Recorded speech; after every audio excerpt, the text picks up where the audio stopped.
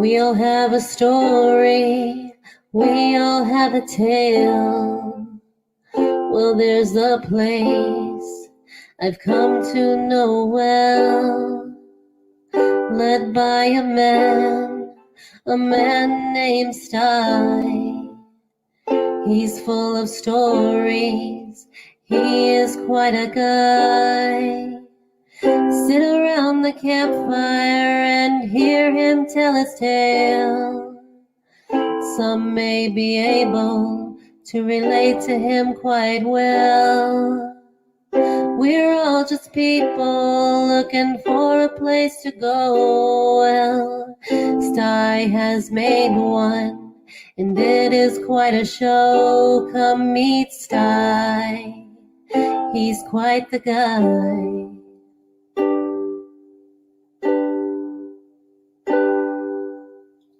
If you're feeling lonely, come and make a friend. If you need a story, on Sty you can depend. His voice is soothing like a lullaby. Sometimes he brings a tear to my eye. Sit around the campfire and hear him tell his tale. Some may be able to relate to him quite well. We're all just people looking for a place to go. Well, Sty has made one, and it is quite a show. Come meet Sty, he's quite a guy.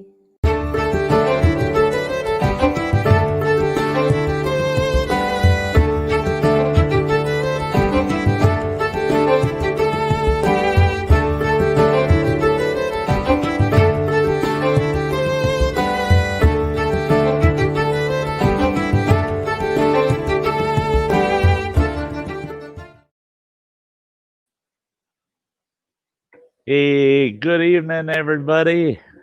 It's good to see you all this Sunday evening. Yep, time for a Sty Story tonight. I got to shout out everybody that's over there in the chat. We got Metal Music Maniac over there. He's the first one in tonight. We got Eric Pollock. We've got Alyssa Kerwood, Rainbow Angel. We've got Everything Spicy. He's hanging out in the basement. We got Aiden here. Hey, good to see Aiden here.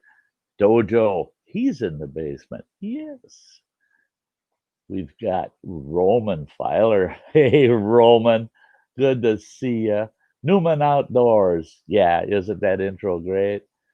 And who else do we have in here? Anybody? Oh, Georgiana, great to see you. Great to see you.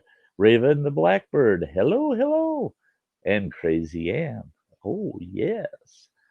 Great to see all of you. Lay off the brownies. Yeah, yeah. Hey, Freeman James, good to see you. Good to see you. Well, I'm gonna bring these folks up right away. I'm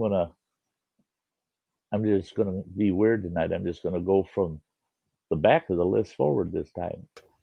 There's the new van owner. Get her done, Granny. She's like, oh, I wasn't supposed to come up first. You scared me. Yep. Yeah, it's good to see you, Granny. It's great to be here. Thank you for coming.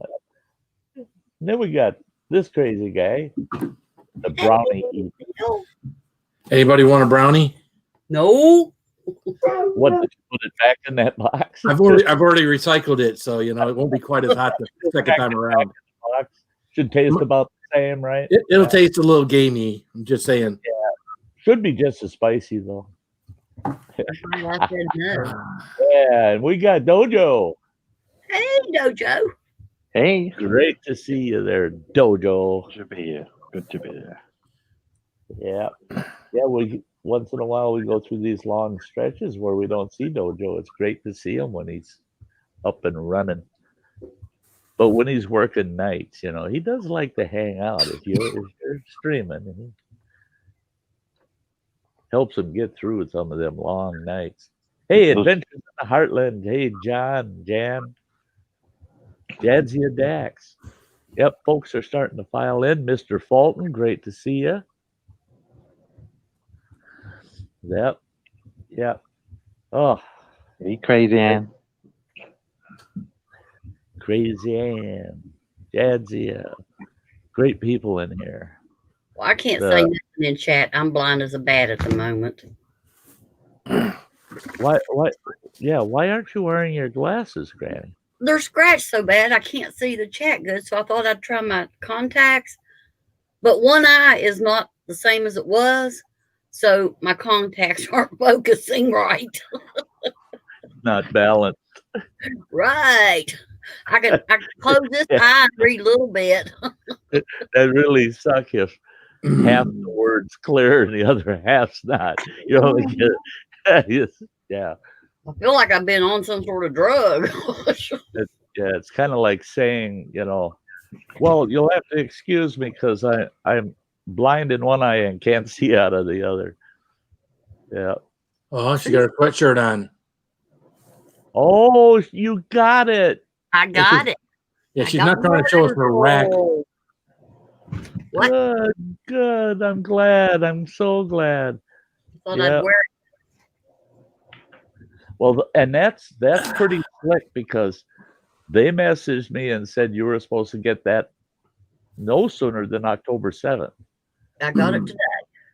And that's awesome. They're 3 days ahead of what they said. And that was the earliest date they gave was October 7th. So that's good. I'm glad. Are you happy with it? I love it. I love it. I love my teeth. I love them. I love my hoodies. I like hoodies. Well, yeah, you sure earned that one. Black is my color. Yeah, there's a few other folks that got hoodies coming and some t-shirts coming to folks out there. I wore his until it stunk and I had to take it off to wash it. Well, that's like, okay, there's a video going up tomorrow. 14 mornings in one video, it's called. And it's all 14 mornings that I was out at camp the last time. And every morning I said good morning and kind of gave a short little update, what the weather was like, blah, blah, blah. And twice I'm wearing Phil's hoodie. It was freaking cold out there. It was cold out there. But I was so reluctant to wear it because I didn't want to get the damn thing dirty out there in camp. Right. And I had it in my truck, and it was like, well, when you're not in camp, you can wear it to town or whatever, but don't wear it in camp. I can be such a pig in camp. But boy, there were 2 mornings there where, Spicy's hoodie. That's the answer right there. Yeah. I'll wear it as long as I'm doing anything except painting, because when I paint, I get a lot of paint on me. Oh, yeah. Oh, yeah. Oh, Chelsea Lynn, good to see you. Sorry, I have no boobies to put up. What's up, Hike with Mike? Hey, Joseph Grohl. And we got, there's Samantha. Hi, Samantha, sweetie. Love your new song. And Hike with Mike. Great to see you, Mike. Hope you're doing well, buddy.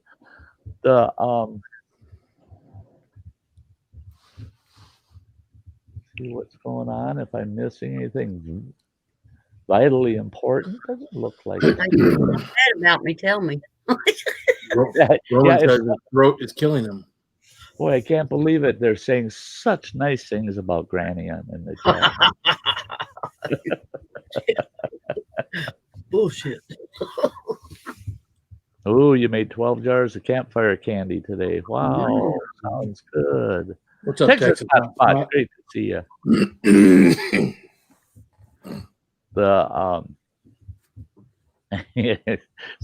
Phil, I tell you, a lot of times rewatching streams, it's kind of hard to get through them because you're not there. You're not part of it live.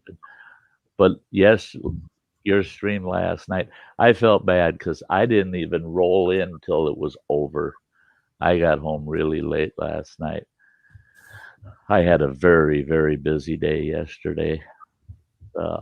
we'll talk about that after the Sty story, how my day went yesterday. Hey, Smithy Kontaki, great to see you. Easy for you to say.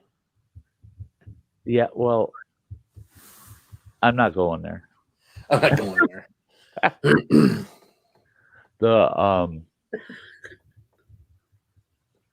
Yeah, people. I watched a video today, and it's funny because the video it was like a mock-up of trying to translate upper Midwestern language. They're talking about Minnesota, Wisconsin, the UP, how to translate their language, and at the end of it, they had it all right. If all else fails, just have a couple more beers and you'll be talking like them anyway. Yeah, that's it. You just have to have enough beer in you and you can speak Yooper just fine. You betcha. Yeah, I was looking around places around here today, I was trying to find some beer that had habanero or Reaper or ghost pepper or something like that in it. Just get one or whatever, let's do something and do a review. None of the places around here got nothing like that. Nothing like that, huh? Nope. Hey, Melissa, good to see you. Dennis, Canoe Hunt Adventures. So they just don't have that around you, eh? Yeah, well, you know what? Again, my town's not the biggest town. We got a lot of liquor stores, as most small towns do. Although, our town's becoming less and less a small town. I bet you down by my work, I bet you there's a place or two that has that. Those places are packed from the ceiling to the floor with stuff. So, oh yeah. I live very close to UP. In fact, it's only about a 30-minute drive, and I'm into the UP. Yeah. Hey, Dennis. I shouldn't say that because it's actually from where I live to Ironwood, Michigan. It's 45 miles, but it's about a 30-minute drive.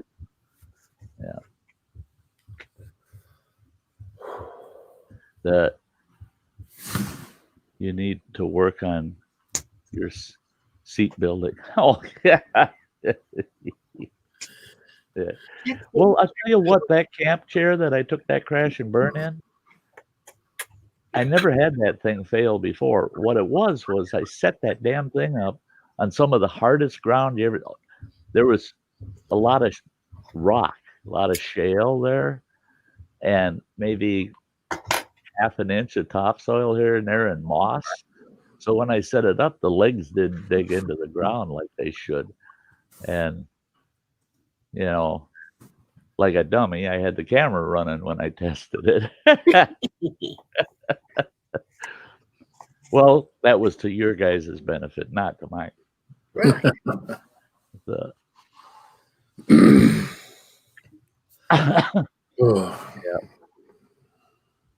Yes, sir.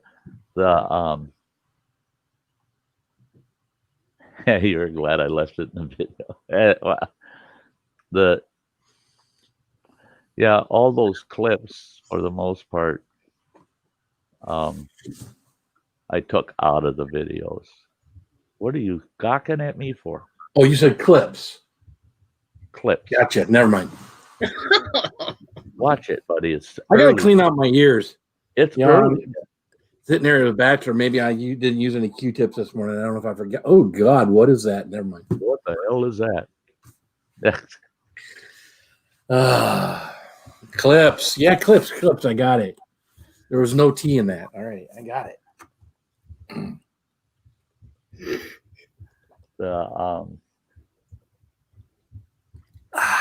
Making death jerky stinking up my whole house. Get your mind out of the gutter, Phil. No. Life wouldn't be fun if you did, would it? Right. There you go, Cheesehead. You're right. Dummies do as dummies do. Something. Hey, did you hear I'm hosting East Twin Lake all season next year? So we don't have to make any kind of arrangements, nothing. You'll just know where the hell I am. I'm at East Twin Lake constantly, all the way from Memorial Day to Labor Day. Well, I take that back. There'll be the occasional day that I'm gone for part of the day, because I found out yesterday that our recreation supervisor for the Forest Service that sets up all the campground hosts and everything, they're cutting back on volunteers. They don't know. Well, they get this like part-time staffing during the summer to do certain work. It doesn't sound like they're going to get them next year. So he's asking me and Travis, any host that he has, to help them carry that load. So I was given. Shut up! You're terrible. Help carry that load. Yeah, I want to be the second man on the elephant job, but the second man was the one that got it the worst, wasn't it? No, the second one, she got it on her chest because she moved off to the side. That first one got it right in the face. First one did the pull. The second one was the one. No, I got to review that again. The one that took it in the face was the one pulling that turd out. Was it? Okay. The one next to her had the garden hose. And had a grin on their face. Yeah. Oh, Granny just disappeared. She blacked out. Oh yeah, Cheesehead, East Twin Lake. It's on Double G, just about 2 miles north of Day Lake. Yep. Yesterday when I was there with my Straight Talk phone from my campsite for next year, 3 to 4 bars constantly on my phone. I walked out to where I'll be keeping my boat, and I looked across the lake, and Running Water told me, he says, I bet you at night you can see that red flashing light on top of that tower. Well, I saw it during the day. The tower is only 3.8 miles. Cool. From my campsite, and it's all low ground between me and the tower.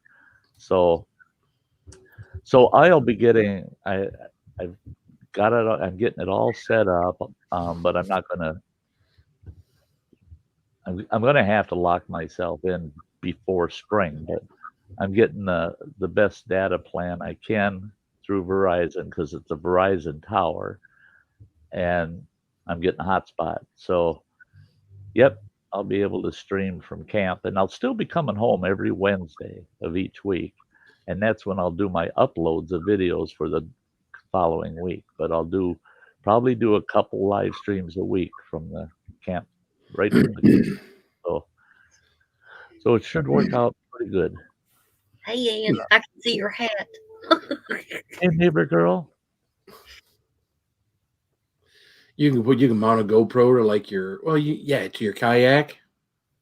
Oh, I'm not going to do a live from my kayak. And then we get to see like the killer whales going underneath your kayak, and then like the sea lions and stuff. Oh, you're one of them goofy tourists that come up here and stand on our shoreline, and they're all looking. And you ask them, "What are you looking for?" Whales. No, there. You want to see the whales? They're all laying on the beach sunning themselves down here. Yeah. Walruses too. Yeah. I have been pushed back in the water a time or two, but you know. Yeah, isn't that a bitch? You're laying on the beach and 4 or 5 people run over and grab you and throw you out in the water. Yeah, they start throwing water on you. And, they're grabbing you by the feet and think, that this end will hurt them or something. No. Yeah. And they're dumping water on you. You're laying on your beach towel and they start dumping buckets of water on you. Yeah, it sucks. I tell you, man, don't know what to do with people. Just rude, I tell you. I know some things you could do with people, but you don't want to suggest it because if something like that happens, they'll come to you. Right? Yep.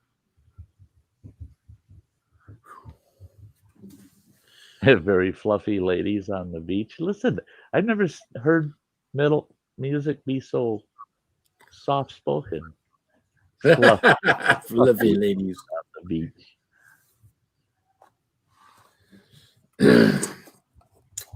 Yeah, we used to see some of them rather large women when I was in Hawaii on the beach.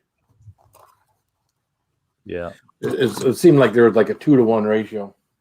That's, and that's it is they always show these skinny, curvy girls on the beach. That's just like my hearing. It's selective filming. They're just being careful where they point the camera. They're playing beach volleyball. And, Yeah. Oh, I mean, I've seen gals playing volleyball where their teammates, boom, that's not the ball. Oh, Well, shouldn't be wearing a white swimsuit for God's sake.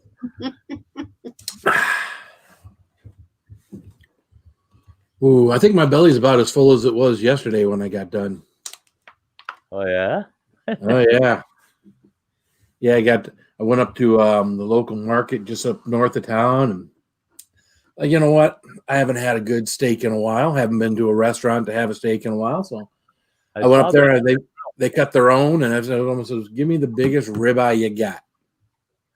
Yeah, I saw that on your grill. I saw it. Just like you, son of a bitch. So I got a nice tater in there and nice big old ribeye. Yeah. So I started having the meat sweats here shortly. You'll know why. Yeah. Yeah. Oh yeah. That and that's it. Is you eat a big chunk of red meat like that, and yeah, your stomach's got to work to break that down. Yeah. Oh, sounds good though. Ooh. I've got a 3/4 pound ground chuck steak. If it's just a hamburger steak, sitting in the fridge ready for the frying pan after the stream tonight. But I'm not having a tater with it. I didn't need the tater, but it seemed like to eat the ribeye seemed like you should have something with it, right? Yeah.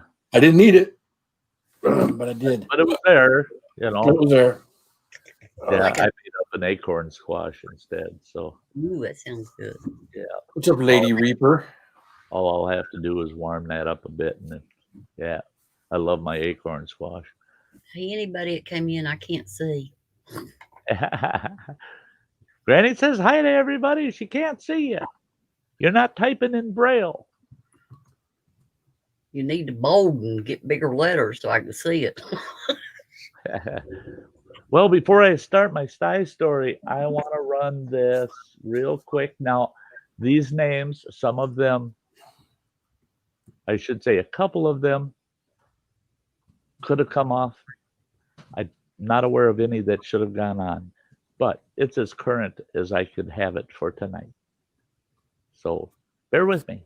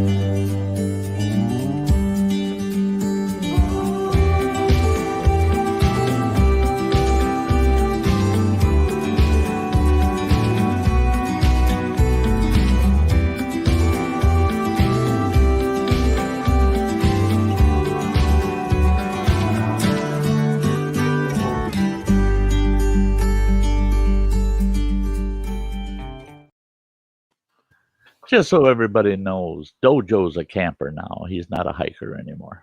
Yeah. Yeah, Wait. folks.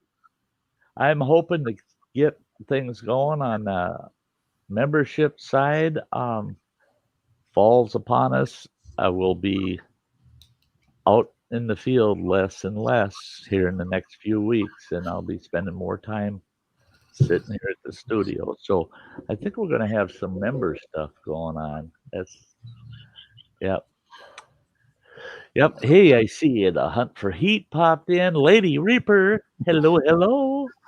And there's Nick. There's Nick.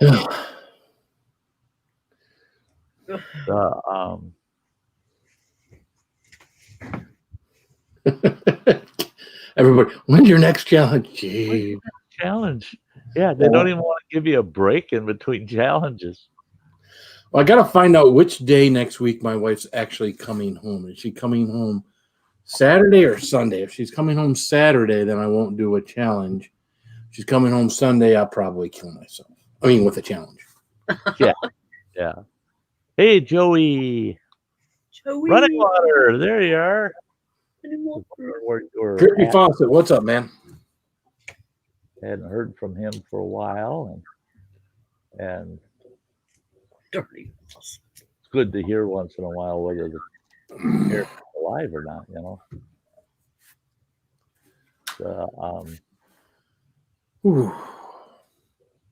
Yeah, he was just a young feller when this Sty Story tonight took place, so he might remember.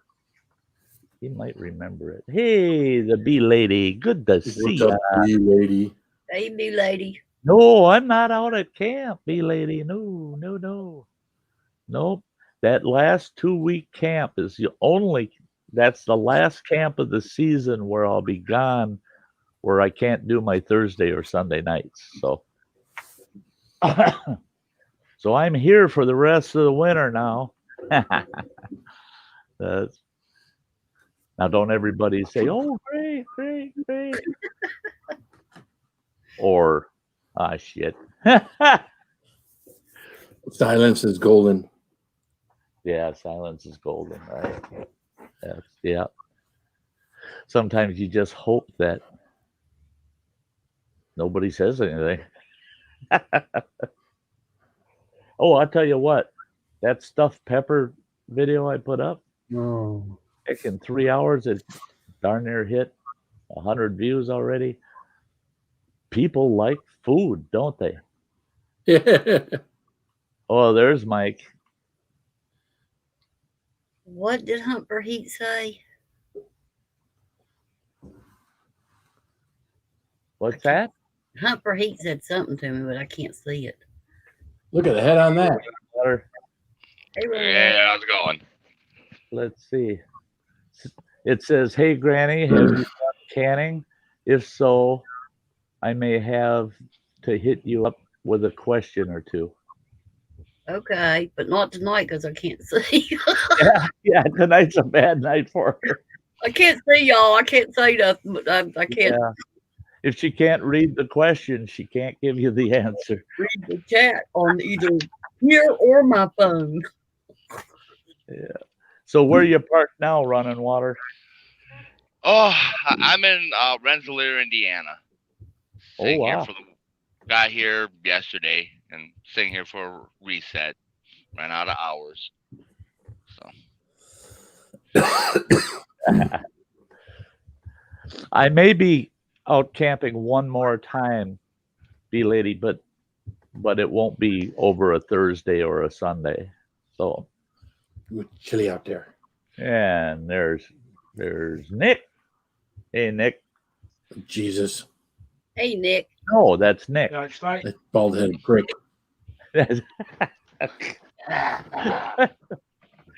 Oh boy, I tell you what, you two lovebirds. I don't know how to deal with you sometimes. Oh, Sty, I just want to pass you a message on. Thanks for that video. Do you know what you posted on your channel? Where you went when you went on your rear end? Oh yeah. My mum actually watched it and she was creasing herself laughing.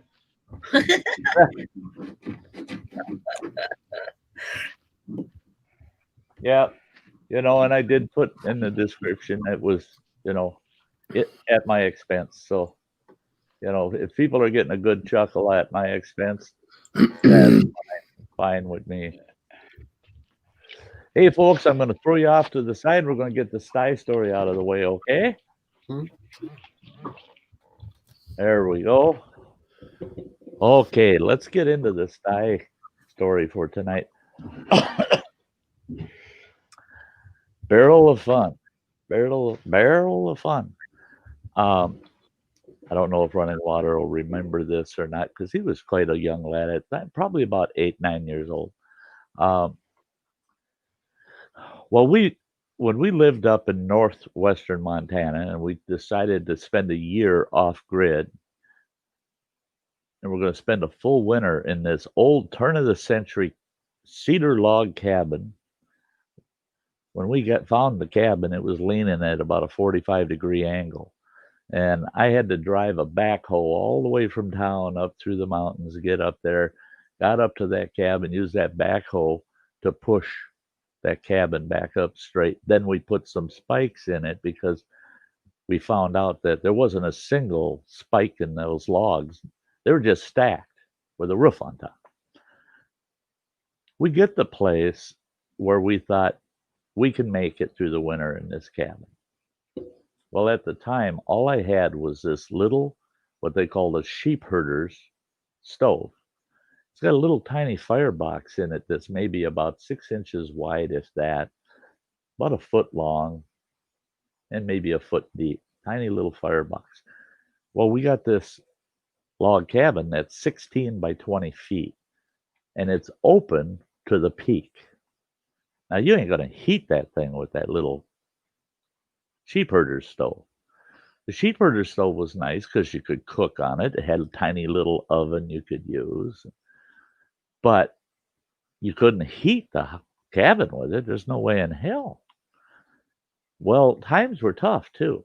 We're a little thin on the cash. And my ex-wife, she found out real quick that if we needed it, guess what? We're going to have to make it. You just, there's no running to town to buy nothing. You're just going to have to, we're going to have to make it. Well, it's pretty tough to make a wood stove when you're living way up on a mountain in the middle of the cabinet wilderness. There's not a lot of sheet metal just laying around that you could fabricate a stove out of or anything. And it got to the point where the two of us we're worried about the kids. We're just like, them kids are going to freeze to death if we don't come up with a stove for this cabin. So a lot of stress involved in that. Plus, we needed to eat. Well, I wasn't shy at the time about putting food on the table. You could go buy a deer hunting license, but you can't eat that license. I just wanted the deer. I didn't want the license. So I told the ex, I said, I'm going to go out and get us a deer. We need meat now. And I told her, I said, if I can get about $8 for the hide. And so if I shoot 2 or 3 of them, we'll have enough money. I might be able to find a used wood stove somewhere. I can do some finagling. Maybe we can get a stove for the cabin. So I went out on this hunt. I ended up about 2.5. Now, mind you, it's coming up on Thanksgiving. We already had 3.5, 4 feet of standing snow up there. And we're in this cabin with this tiny little cook stove, trying to stay warm. So I'm about 2.5 miles away from the cabin. And now this is when you get that, you feel like you were a real mountain man and a pioneer, when you're trudging through that snow and it's almost up to your ass. And you got a backpack and you got your rifle and you're out there trying to find meat. And all of a sudden you see things in the woods that stand out are things that are geometric, they look man-made. They just stand out so much compared to the rest of the forest. Well, I see horizontal logs off in the distance, and I thought, doggone it, that's got to be an old cabin. So I hiked over there, get there, and sure enough, it's an old cabin from the turn of the century, right around 1906. That's when our cabin was built, was in 1906. And here's this old cabin. Roof is all collapsed in on it. And it's a fair-sized cabin, probably about 12 by 16 feet. And I get in there and I start moving some of the roof boards out of the way and stuff. And what do I find? It presents itself. There's a 55-gallon drum. And I'm like, yes, I can make a wood stove out of that. Cleared a little more. I got to looking. It's already been made into a wood stove. It had the cast iron door. It had the flue sleeve, the cast iron flue sleeve. It had the legs, the cast iron legs.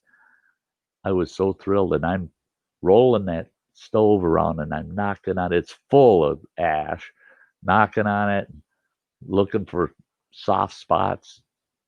It's solid. Well, it took me about 45 minutes just to get all the ash out of it. I had to use a stick and dump it out the little door in the front.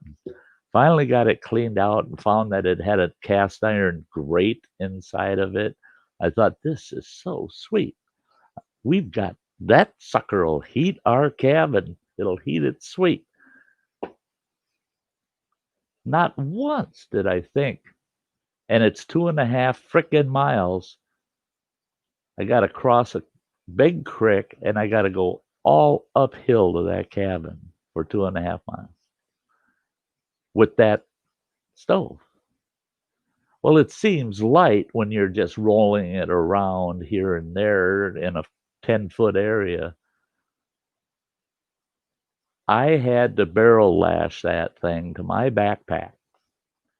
And I had to walk out of the barrens, out of the deep woods, with this 55-gallon drum on my back with all these cast iron parts on it.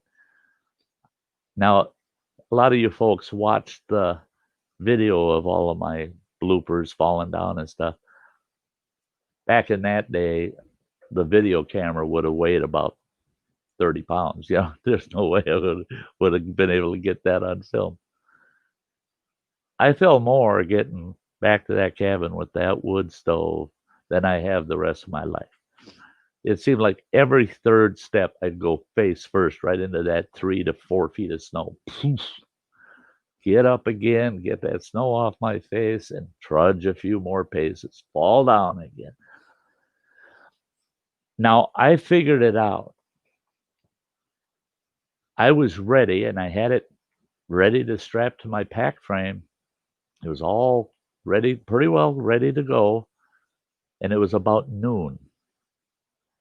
And I thought, no big deal, no big deal. Even if as slow as I have to go with this thing, I'll get back to the cabin with plenty of time that I can try to rig this thing up yet tonight. I was so thrilled when I looked off in the distance and I could see that yellow glow through the one window we had in that whole cabin, which only had, it wasn't even clear plastic. It was just plastic sheeting on it. And I could see that yellow glow of the lantern. And that's what put me on the, oh, there's my destination. I got home and all I did was I took the backpack off, let the barrel, everything fall on the ground, and come crawling into the cabin. Here's my ex-wife feeding all this little wood into that tiny little stove, and she's going, well, I sure hope you brought some venison home for dinner. And I said, nope, but I did bring home a wood stove. And she goes, how in the hell did you bring home a wood stove. She knew I didn't have any cash. We had like $12 to our name. I said, I found it. I found it in an old trapper's cabin, and it's in good shape. I said, so by the end of the day tomorrow, we'll have that wood stove going.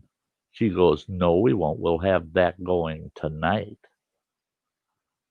I was so beat. I said, you know what? If I freeze to death tonight and don't have to touch that stove again, I'll die happy. I don't want to touch that damn stove again. No. Oh, no, it's got to be done tonight. I dragged that stove in that cabin, get it set where it's going to have to be, disconnected that sheep herder's stove. Guess what? The flue pipe for that sheep herder's stove is about half the size of the flue for that barrel stove. There's no way. I tried thinking of any way around it that I could use that flue pipe, and it was not going to happen. And by that time, I was so damn beat. I told everybody, guess what? It's cold camp. We're camping cold tonight because I ain't hooking that sheep herder back up. I ain't moving that barrel stove again. No, it's done. It's done. So my ex-wife hated me for several days after that. But the next day, oh no, you could barely see the glow of the morning sun. And my ex-wife is pushing me and get the hell out of bed and get down to town and get the pipe for that stove. So I had to hike 6.5 miles each direction to get down to the highway and then catch a ride into town and back. And I had to haul, because Running Water probably remember how high that ceiling was in that place. I had to haul enough pipe to get all the way up to that roof system and then another 6 to 8 feet above it. So that was a lot of stovepipe strapped to my backpack and hike all the way up that damn mountain. And literally, I just got in the door. I walked 6.5 miles through nasty, snowy weather. The second I walked in the door, all I could think of is a hot cup of coffee. Hot cup of coffee. Well, I knew that she could make coffee because we had a Coleman stove. Oh, I take that back. No, we were using the gas stove out in our camper. Camper was too small for 6 people to live in, but I knew, and she doesn't go without coffee, so I knew there'd be coffee. And I get in the door and I go, oh God, I got to have a cup of coffee. And she says, as soon as you have that stove hooked up. I said, what do you mean as soon as the stove's hooked up? She says, I drank the last cup of coffee and I ain't making it anymore unless it's on that stove. 6.5 miles hauling that pipe up there. I had to put it all together, get it up through the roof, get up on that damn roof and finish it off way up above the roof of the cabin, hook it up to that barrel stove and start feeding that barrel stove with all the small wood we had for the other stove, because I didn't have any large wood because we didn't know if we were going to have a big stove or not. It was about, I'd say, 2 hours after I got home that I finally got to have a cup of coffee. So, guess what? The Sty Story is titled Barrel of Fun. It wasn't. It was not a barrel of fun to get heat in that cabin. And Running Water will remember this big 55-gallon drum wood stove. I would load that thing up to the hilt and it would turn white hot. The steel would turn white. I mean, you could if you had something that wouldn't burn, you could take it and push it right through that steel. I mean, it got to the point where it was soft. The steel was getting soft from the heat. Our beds were only a matter of 4 feet away from that stove. And we froze our asses off all winter. When you went to bed at night, you got to watch the stars till you fell asleep, because that's when we realized almost every single log in that cabin, once the cabin came to temp, they all separated and you could see between every single log in that cabin. So we stuffed rags and everything we could find in the slits in the walls, so about the 4-foot mark all the way around. But from the 4-foot mark up, you could just look right through the logs. And that big old wood stove, we ran it so hard that it finally got to the point where it burned a hole through it. And I had to take one of my hunting rifles, which really pissed me off. And I hiked down to town and I traded my hunting rifle off for a little sheet metal stove and a bunch of groceries. And that wasn't such a sweet deal either, because it was a hike 6.5 miles both directions. One trip was with the sheet metal stove and all the new pipe that I had to have, because that was smaller than with the one I had. And then 2 trips to town to haul groceries up just on foot. So yeah, it was not a barrel of fun. I was so proud when I found it. Pride blown right out the rear end when I found out I didn't get a cup of coffee for about 24 hours because of my new stove. Should have never tried to hook it up until I had my coffee. There you go. There's your barrel of fun for the night. Right there. Running water. What the hell did you do to your mom? She sounds like a bitch. Oh, I remember those winter nights up there in that cabin. In the morning, first thing we would do, fold up your blankets and then peel the mattress up against the wall so the frost on the bottom would thaw out. Or have to actually tear the blanket off the floor. Oh yeah, you get pinned to the bed because the blanket's frozen to the floor coming off the mattress. Yeah. That's some crazy shit. We're still here, aren't we?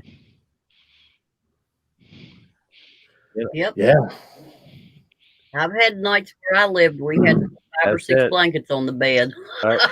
We would put our kids. It was funny because during the day when you're up and you're moving around a lot and you can stand at the stove, be right over the stove. The kids are just running around, slacks and a sweater, long sleeve sweater, and they stayed warm. But at night when you're not moving, even if you got layers of blankets, you get chilled. And so when we put the kids to bed at night, it was, hey kids, get your snow pants on, put your jacket on, put your wool hat on, and get your butts to bed. It wasn't go put your pajamas on. It was like they're gearing up to go out and play in the snow for 4 hours, and that was bedtime. Yeah. And we had people say, "You got all 4 of them kids sleeping in one bed?" Well, yeah, it was a queen size bed. The oldest kid was 8, 9 years old. The youngest one was 4, and we said nothing weird was going on because them kids were dressed in about 5 layers of clothes, and they each had their own 2-3 blankets, and then there was 2 big blankets over the top of all of them. I said, yeah, there ain't nothing funny going on in that bed. That's how you stayed warm. That's it. It was called survival. Right. B lady's asking, why did you ever go do this? Because I have always, because we could. I have always, as a child, my grandfather, to him, that lifestyle was every day. That's how he was raised. That's how he grew up. He's one of the last pioneers. And I always romanced about that, Because you were homesteading when homesteading wasn't cool. Yeah, exactly. There you go, girl. And I just wanted to prove to myself that certain things that my grandfather kind of impressed upon me, and that's, if you want to know your limits and you want to find a true family bonding, put yourself in that type of situation where your occupation is living to the next day. That's your occupation. You don't have a job because you're 24/7 occupied, just living. Find out And, what you're made of. and I'll tell you what, my kids today hate each other with a passion. But back then, if you gave any one of those kids a sideways glance, the other three would rip you a new ass. They were so protective of each other and their parents. It was amazing. It was absolutely amazing. The for years, the family that way was so tight, because we realized, we all realized, we needed each other. You know, it wasn't we wanted each other, or it wasn't just that, oh, well, they're blood, you know. No, we needed each other, sometimes just for the company. And that's like Phil and I have talked lately a lot about how people support our channels and things with super chats and things like that. But the people that don't are just as valuable. Yep. Because there's times you just need somebody to be there.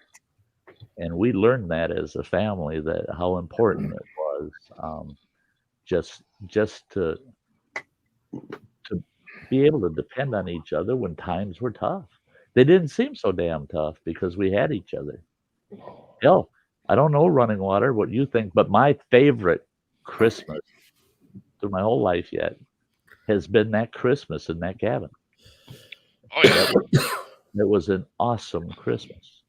I mean, no electric lights. We did have music because I hiked my ass all the way to town and came home with 4 of the 6 batteries we needed for a boom box that we got for Christmas from my mother. She sent it to us without batteries. And I hauled that thing all the way home to find out there's no batteries.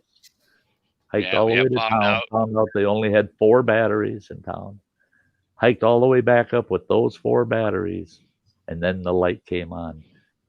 I pulled 2 nails out of that cabin's log walls, and they were just the right length that they fit where the last 2 batteries should go.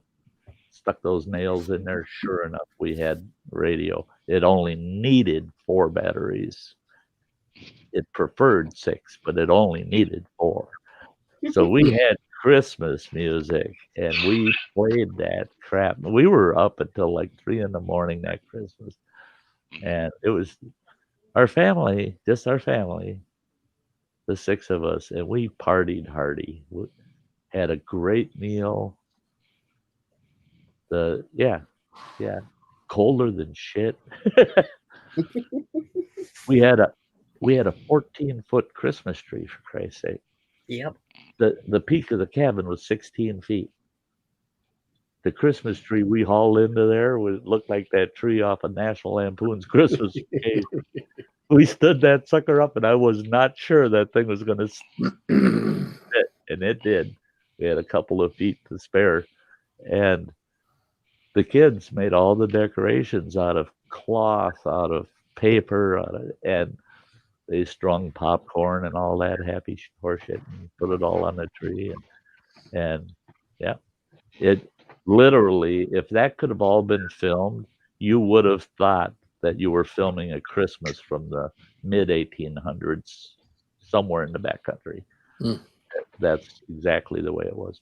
I can remember 3 times that Christmas Eve having to go out and haul wood in, haul 5-6 armloads of wood in just to keep the place going while we're staying, because usually you just let the fire die down a bit overnight, you know, but we were up so damn late, just kept filling the stove. Yeah. The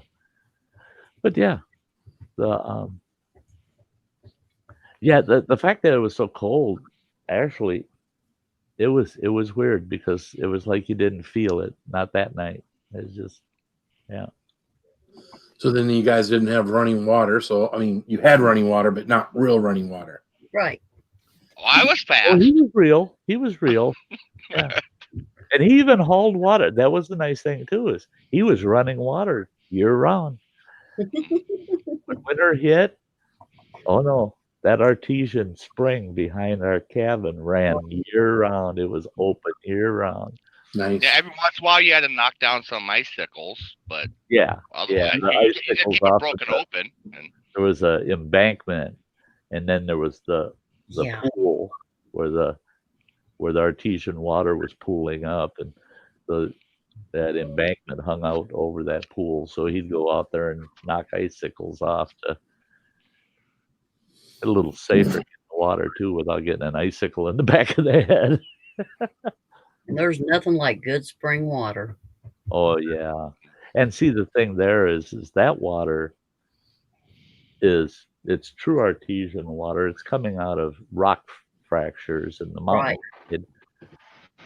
But the source of the water was what was unusual.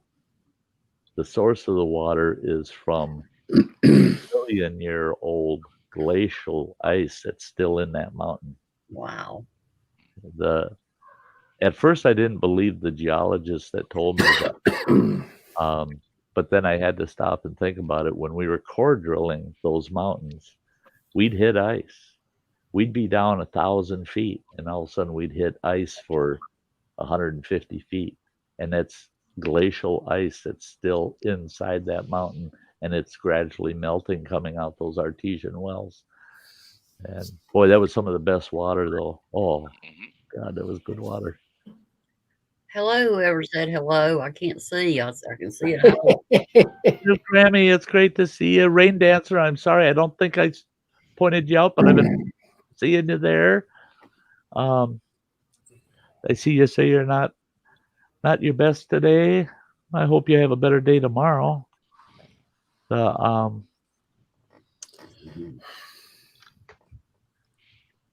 Yeah, wasn't that the same winter we ended up with holes in the floor on New Year's?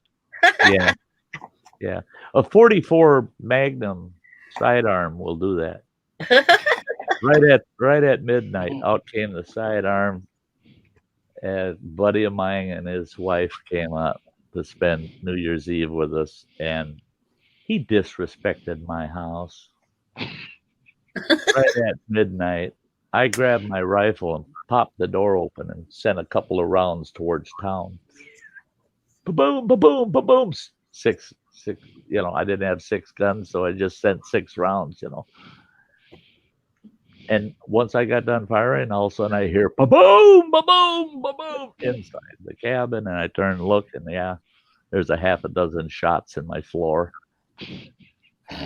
Yep, nice 44 caliber holes in the floor. Boom, boom, boom, boom, boom, boom. And he's got a big smile on his face, sticks his gun in his holster. I've always wanted to do that on New Year's. I said, well, I'm glad you're happy, you moron. You just shot holes in my floor. He goes, well, look at your damn floor. He says, it says planks. Rough hardwood planks. I go, it could be dirt. It's still my floor. Right. Shoot holes in my floor. But Running Water can attest, I've always gotten even with him for his shenanigans. Yeah. That guy never got off scot-free.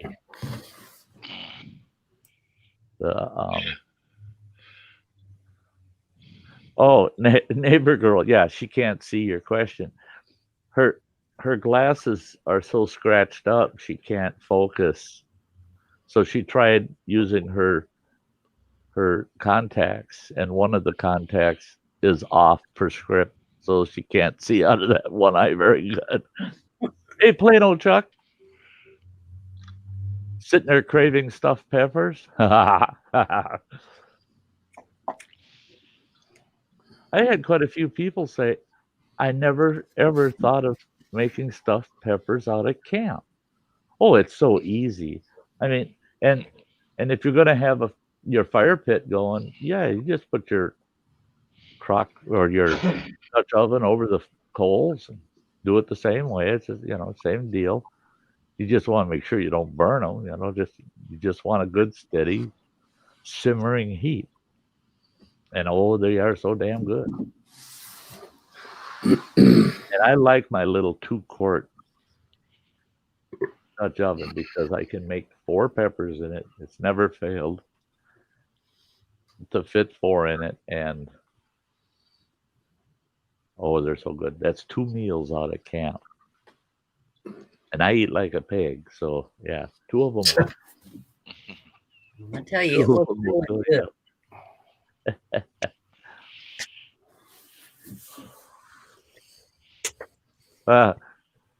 Hunt for Heat says, I know I pulled a bell pepper off the plant today, and I'm thinking it would be good to stuff. And plain old Chuck says he's going shopping tomorrow. I make them at home about once a month. Unless I'm feeling real lazy, then I buy you get the 4 peppers in the package, great value. Already stuffed? Yeah, already stuffed. They smothered in tomato sauce, throw them in the microwave for 12 minutes. And all of a sudden you got 4 stuffed peppers. Nice. They're not quite as big as the ones I make, but they're, I can get 2 meals out of one of those packs and $5.50. I mean, yeah, buying a pack like that's about as cheap as making them from scratch. So that was another thing people were shocked about was the canned ground beef. They're like, say what? Yeah, I've never seen it. Yeah, Keystone makes. They got the beef. They got, well, for the beef, they've got the ground beef and the beef chunks. It's like stew meat. And then they've got chicken, they've got turkey, and they've got the pork. The pork's almost like pulled pork. It makes great barbecue pork. Oh, yeah. But the nice thing about it is all of their meats have a 5-year shelf life. I used to have a pantry packed full of those up at the Sty Shack at camp. That's what I made all my chili and yeah.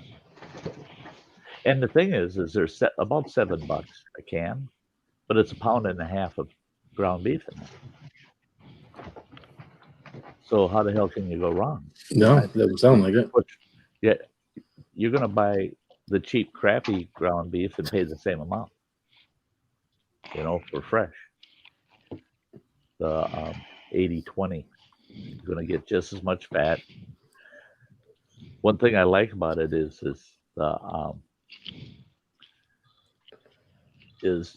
about a third of the can is full of it's almost like beef au jus. The stock that it's in. The fat is all at the top of the can. You take a spoon and just a couple spoonfuls of fat that you pull out, maybe 2 tablespoons total out of the whole can. And then a half to a third of the can is full of that beef broth. And is it flavorful? I mean, it's great.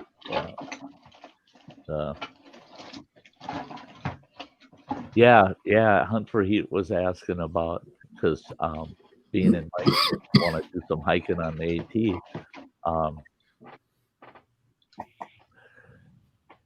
And that's it. No, and I even said that in the video that if you're in a camp, it's a good alternative to trying to keep fresh meats. Out on the AT, you don't carry any canned goods. There's you don't through hike or even section hike. Even here, we have a couple of major trails that go right through my area here. The North Country Trail goes all the way from the Dakotas all the way to New York. The North Country Trail is a hell of a trail to through hike. But even people section hiking it, you don't carry any any wet foods or canned foods. That's just like a hiker's no-brainer. It's got to be dehydrated or freeze dried. Yeah. Be right back. Wait possible.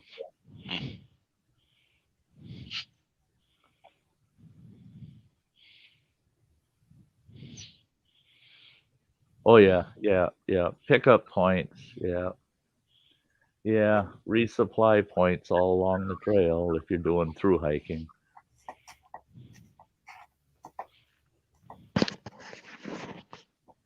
Adventure in the Heartland says, anyone have any canning questions?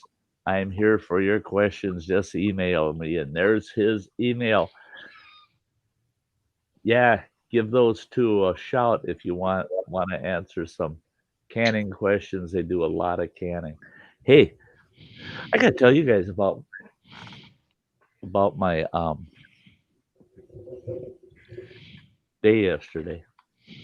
All I was going to do yesterday is drive down to Black Lake where I went camping the last time, just to see Travis and his wife Stephanie from Destination Great Lakes, because it was Travis's birthday. That's all I was going to do.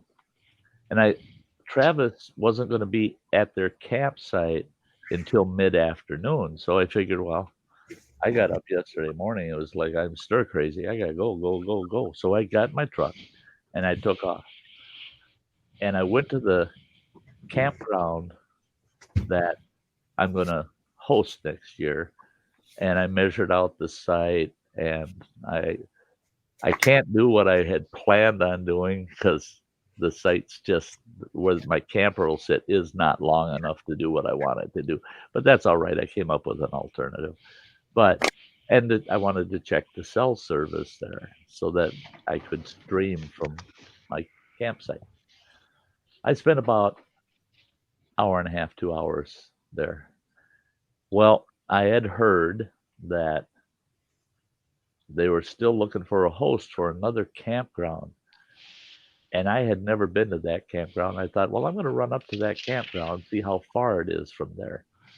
Oh, God, it's a drive. It's a half hour from there through the backcountry. Finally got to Beaver Lake Campground. Only got 10 campsites, and the campground was packed full of people. But it's literally in the middle of nowhere. There are no cell service, period, 0 bars. And I talked to a couple of folks in the campground. They said, oh, yeah, there ain't nobody get cell service here. It ain't happening. There's towers a minimum of 15, 20 miles from here. And so quite remote. And I thought, thank God I didn't tell them I'd host that one. Well, then I went to another campground. It's called Day Lake Campground, and they have 60 campsites there. And I drove through that and spent a lot of time there, and I'm thinking, ain't doing this. This is a full-time job. Ain't doing that. Then I went to another campground that's on a river, and I thought, the campsites are tiny, and only one had a good river access. It's a slow-moving river. I could kayak in it fine without a problem. I don't know what the fishing's like in the river, but the road into it was 8 miles. It took me almost a full half hour to drive that 8 miles. That's how bad the road was. And I could just imagine hauling the adventure trailer in there. I mean, everything would be a big pile of crap in the center of the trailer by the time I got there. So I left there and I take off for Black Lake to see Travis and wish him happy birthday. I get to the turnoff to go to the campground where that turnoff is. It's about 8 miles of campground down gravel roads. I get to that turnoff. Here he's coming from Park Falls, just the opposite direction. We met each other right there, and he pulled out in front of me, and I followed him all the way in. And we got in, and there was a huge surprise he had gotten the night before, and he told me about it as soon as we got there. there were 3 people there that I had never met. Well, one person was a friend of his that he met 8 years ago, and they became very good friends. But this fella's from Pensacola, Florida. Here they've been planning this for a year for this guy to show up there for Travis' birthday. So he was quite thrilled that he got to see this guy, that he, it's very rare they ever get to see each other, live in Wisconsin and Florida. It don't happen often. Well, that was quite the interesting thing to hear. The couple, there was a fella and this gal, they were from Ohio. And that gal, I mean, you talk about canning.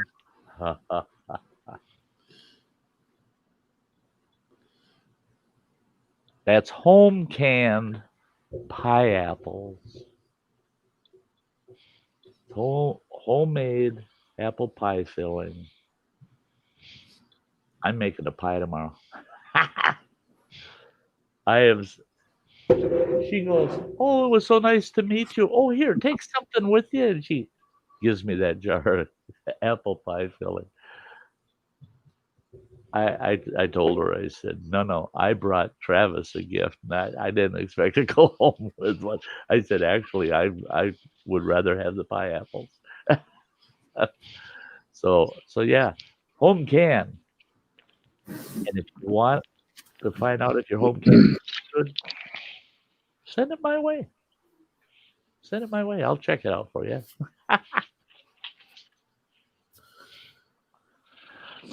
B-Lady, I wasn't interested in canned hamburger or canned meat. I just found it interesting. And then, of course, I was just shopping to see about it, too. So it's funny. It seems like these like 2 different scales for canned meat. It's either really, really expensive, and it's like people that are like being ready for if something happens and you're storing it, and and then the other stuff is like really cheap. One of them was like 4 patties in a can for like $2.50.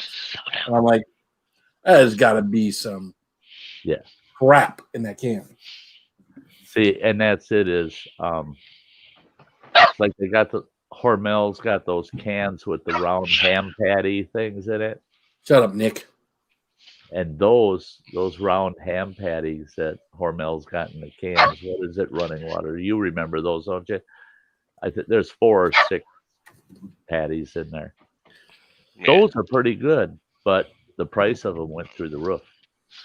All of a sudden they went through the roof. And well, that's like with Mountain House meals. A lot of us are outdoors folks that want something light and packable will use Mountain House. Well, you can't order it from direct anymore because 90% of Mountain House products right from Mountain House are out of stock. During this COVID thing, people went ballistic and started buying them out. And so they're trying to get restocked. They send out updates and that. But if you go on to Amazon, you can find all the Mountain House meals on there. And actually, the 2-serving meals are cheaper on Amazon than they are from Walmart. Yeah. Hey, everything's spicy. Are you having fun, bud? Are you? Well, now I'm drinking my Monster because now that I got beyond the meat sweats of my steak and potatoes and drank a couple of bottles of water. Now I got to do something to, make sure I'm alert for another hour or so. So make sure. Yep. Because I turned the heater on down here too. The heater down here is going to be the death of me because this, it may contain nut soda. We keep the house at about 64. So down here in the basement, it's usually right around 60 or 61. So see, and that's a lot of people think that's crazy, those temps, but I'd love it. I got fans going all the time. never turn my thermostat on. You know, I'm in a big building, and I break the rules and I crack the windows in the winter when I know the management has gone up home for the day. Then I crank my windows open, cool my place down to about 64. Yeah, I like it around 64. The thing is at 64 you can dress for that. Oh, sure. But when it's 94 and humid, you can't. Nope. Yeah, you can only take so much off. That's right. And out in the public, legally, you can go out there with 3 snowsuits on and nobody gives a shit. You go out there with just your birthday suit on and they do. I mean, yeah. What's up, Jan? I'm glad you like canning. I don't think Connie likes canning. Connie makes her own preserve. So she does like strawberry. She does a run or two of strawberry jelly every summer. And then if we get raspberry, I watch her do it. And I don't think she likes it. No? No, I don't think she's getting the true enjoyment out of canning that Jan does. I mean, if Jan could just pass along whatever enjoyment it is that she gets out of canning stuff. You know, my wife gets a lot of enjoyment of, you know, going up to Walmart, buying the can of green beans off the shelf for 49 cents and put it in the shopping cart. Right. Then she takes like leftover bacon grease. You know, so we'll take the bacon grease and put it in a jar and put it in the refrigerator. So then she'll take the leftover bacon grease, put some of that in with the green beans and let them sit there and simmer for a while, and that's all that flavor and stuff get in. That's good. Works. It's, you know, yeah. Someone canned it for us. I mean, they made it cheap, and then they got these guys to bring it to us. I mean, come on. Yeah. I mean, if you're canning your own stuff, you're putting running water out of business. Think about it. That's right. That's right. If you make everything yourself, guys like running water won't have a job. That's the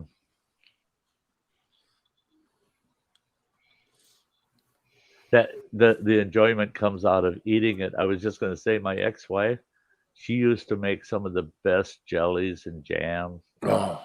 God, she was good at making jellies and jams. Hated doing it until she hated the whole process, get it done, until the first time somebody ate some and then praised the hell out of it because it was so good. And then all of a sudden, oh, I just love canning it. You didn't love it while you were doing it. Well, no, we stayed away. No, I really do love it. Yeah. I can't believe how much sugar they put in freaking strawberry preserves. I mean, all the sugar she goes through, and I've helped her a time or two. I try to steer clear. I've helped her a time or two. I just can't believe the amount of sugar that goes into that. Oh yeah, like, geez, oh Pete. Yeah, yeah. Certain jellies and jams take a lot of sugar. Now, Jan has reduced the sugar, her and John, in some of their canning recipes, and they reduced the sugar in this raspberry syrup that they gave me, and we had out at camp on pancakes. It was the frickin' die for. I loved it. I told her, I said, boy, I love that stuff because it tasted more like real raspberries. You know, where to me, if there's too much sugar in it, you kind of lose the natural flavor. You know, it kind of takes away from the natural flavor of it. You don't want it so tart that you can't stand it, but yeah, you don't need to put so. You're not making Kool-Aid, for crying out loud, you know. That too with Kool-Aid, one tiny little pack, a whole cup of sugar for one pitcher. Right. And it's like, holy shit. Yeah. Yeah. Yeah, I usually know when I'm eating jelly, it's usually with peanut butter, and I usually know I'm going to be hurting later. So this whole peanut butter and jelly thing for me is like a love-hate relationship. Yeah. Yeah, I understand that. There you go, jalapeno. It was funny though. Last night at one point, I don't know what it was, about 9:30, 10 o'clock or so. All my little cramps would get gone away. I hadn't drinking any water in a little bit and everything. I'm thinking, ooh, I feel a little hungry. Let's try something. So I had a sandwich, and it stayed down, and it didn't create.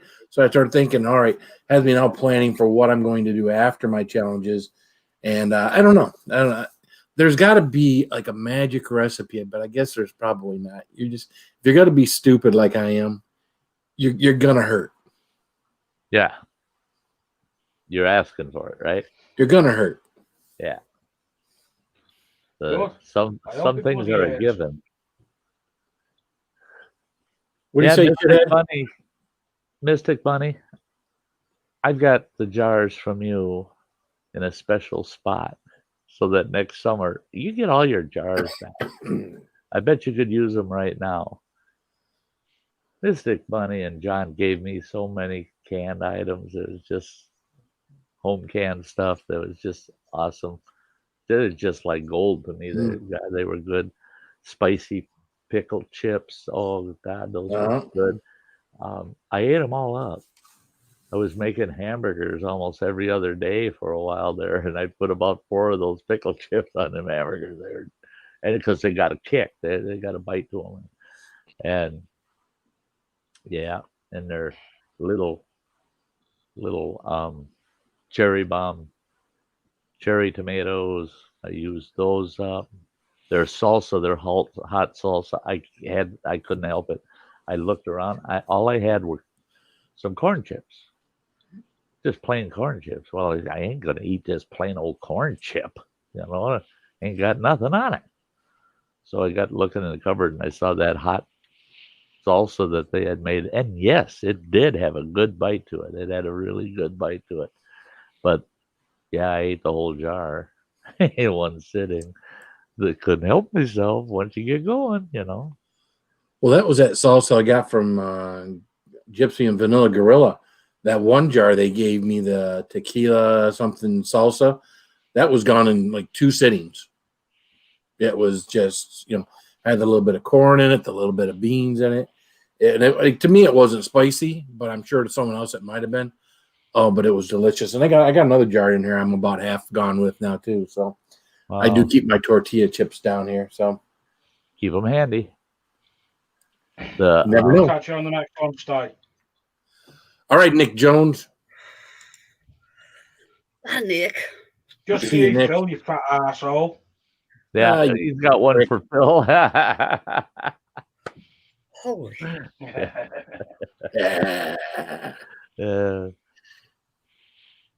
Good old Nick.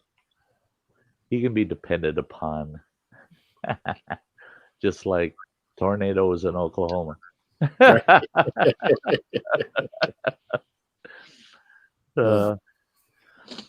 Yeah, that's a shame saying that. Mystic Bunny saying can't find any jars or lids. They're all sold out. Yeah. Our Walmart, I was surprised, is well stocked of jars and lids. Yeah.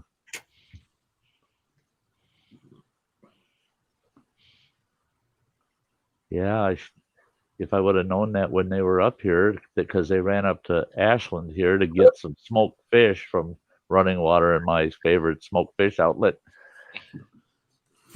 They could have just run out to Walmart and stocked up on a bunch of jars and lids out there. Shucks. Ariel, hi. Yeah, I don't know if that's a problem here or not. I would assume if it's a problem there, it's probably a problem everywhere. I don't know. Yeah. Oh, yeah, the acorns are real heavy this year here, too. I was surprised. The oaks really put out the acorns up here. Which, doggone it. Shouldn't have sold my deer rifle. I know a couple of good oak stands that would be awesome deer hunting this year. I got 3 deer hanging out down on my property because of the grain we give to the animals. Oh, yeah. It's like, whoa. Yeah. Oh, yeah, them deer, even if you're spreading feed, the grain for like waterfowl or chickens or any of them, they don't literally get every little kernel, but them damn deer, they can find every little tiny kernel they miss. Yeah.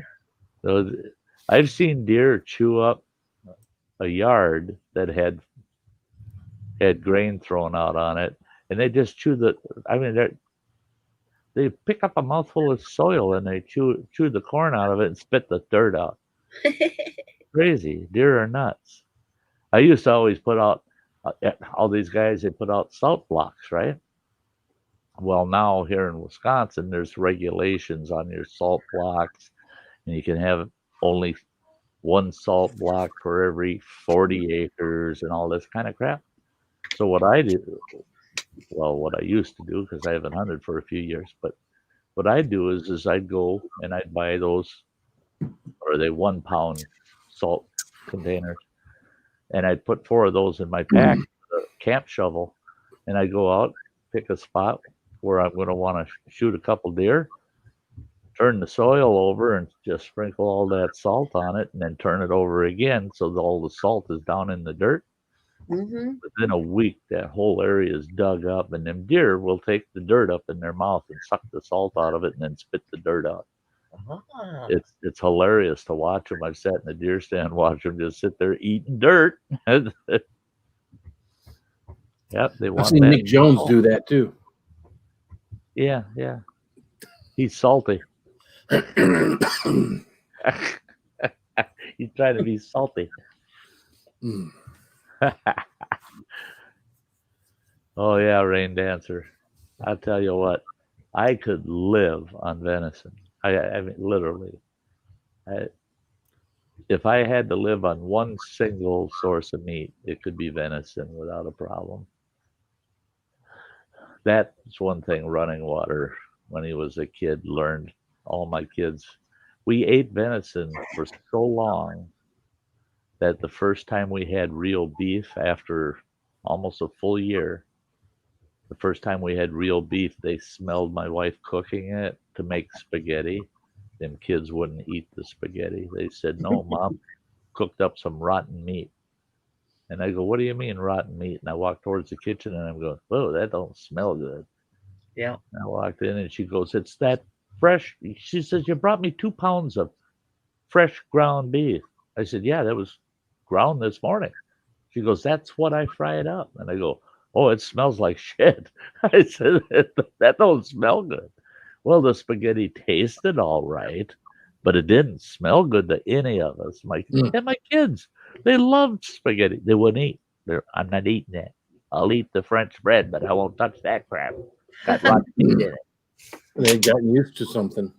They got so used to venison that other meats, just didn't smell good. That's most kids when they're young, You feed them what you make, and they eat what you make until they get around their friends at school. Yeah. And then their friends at school are like, oh, that's yucky. You don't eat that. Are you kidding me? You eat that? Yeah. Oh, I can remember our kids, if they took a lunch from our house to school, they'd come home and say, everybody wants my lunch. Running Water's nodding his head. Yeah, everybody wants my lunch. Why? Well, I've never seen sandwiches like that. And they can't believe how much I get for my lunch. I'm a firm believer. I'm surprised that my whole family ain't 300 pounds plus each, because yeah, I believe in eating, boy. I love to eat. Hey, Smoking Joe. Hey, Smoking Joe. Good to see ya. Hey, Smoking Joe. Thanks for stopping by. You know what I miss? We used to go to this bed and breakfast out in Fremont, Michigan, where they make Gerber baby food. Oh yeah. And this place, they had a nice little morning buffet with your breakfast and whatnot, and they made their own bread, and they would have toast out there. That piece of toast was about 1 inch or more thick, nice big piece of bread. Oh, it was just perfect bread. I mean, you went there, you ate everything, but you were there for the bread. Believe it or not, you put the nice butter on it, toasted it. You were there for the bread. It was awesome. We call that Texas toast. Yeah, but it wasn't Texas toast. It was more like a homemade bread. Homemade bread every single morning. The same place also served banana splits every night. Oh wow! Well, it was a place it's in Fremont. It's called the Shack. So everything's made out. It's a big log place, and of course they started off as a smaller place, and then it just grew. I mean, it's grown to. They probably got about 50 plus rooms in this place now. They got rooms with hot tubs in them. They got rooms with stoves and hot tubs in them. Fireplaces and stuff. Yeah, it's just gorgeous. I mean, it's what we like. My living room with the knotty pine and stuff, and the rope border and whatnot. It's kind of what. When I was doing that, it was kind of the love of that place is kind of what I was, putting on doing that. So rolled over to what you were doing to your own. Yeah, we love. I don't know running water. Do you remember when Glenn and Cindy came to the house, Ruthie's old house that we lived in, when we all we had was the wood cook stove, and I made bread about every other day. I had to make homemade bread for the family, and I'd make a couple of loaves of bread, and then I'd make a bunch of nice big dinner biscuits, rolls, and I would make cinnamon rolls, homemade cinnamon rolls, about every other day. And thank you, Smoking Joe. That's very kind of you. Thank you. You take care too.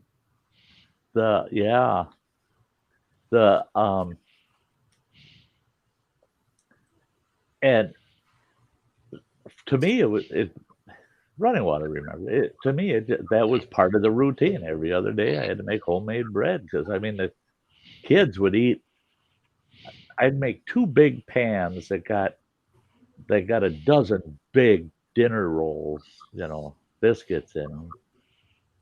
That's 24 of them. They'd be gone in 2 days. Them kids would wipe them buggers right out, and so making bread was just a routine. Well, we met this couple, and he was from South Carolina. She was born and raised in Montana. We invited them over to the house for coffee, and they come walking in the door, and Glenn Peacock bellers out. Just from the smell, he says, "I want to go slap my fucking grandma." I thought, holy shit, what's wrong with this guy? And he comes in, he goes, "Where's your kitchen?" And I said, "Back there." And he starts walking that way, and then he sees our table. And I had a lot of leftover dough after making all the biscuits and the cinnamon rolls and the loaves of bread. I had a bunch of leftover dough, and I just had a big stainless steel bowl, and I just plopped that dough in there, and I popped it in the oven. So I had this big round, like artisan loaf of bread, and that was sitting on the table. He went so far as to offer me $50 for that loaf of bread. I said, "You're freaking nuts." Oh, Crazy Ann. I had my StreamYard chat up instead of my YouTube. Crazy Ann, love you too, girl. You don't have to do that. Don't do that. You're so sweet. But I told him, I said, well, before we negotiate on that loaf of bread, I said, have a couple of biscuits, and sat him down, and he ate a couple of those biscuits, and oh my God, I've never seen anybody rant and rave about stupid frickin' biscuits. I mean, oh, hey, Mike's an outdoor lover. I think it's because I misunderstood him, and I ordered him a black t-shirt, and I told him, I said, if you get it and you don't want the black, send it back to me and I'll order you a navy blue. No problem. Hell, I'll even kick him the money to pay for the shipping of the black one back to me. And now he's out for a hoodie. I can see what he's up to. He's out for a hoodie. There you go, guys. Mike is an outdoor lover, and 3 months of that, and he's got himself a membership hoodie coming, just like Granny's. Well, not just like you get to pick your own, Mike. So if you want pink, you can have it. You know, I want. Yeah, we're not going to judge. We're not going to judge. No, we don't judge around here. No. Ain't no pink granny. We don't? It's dirty. When did we stop judging?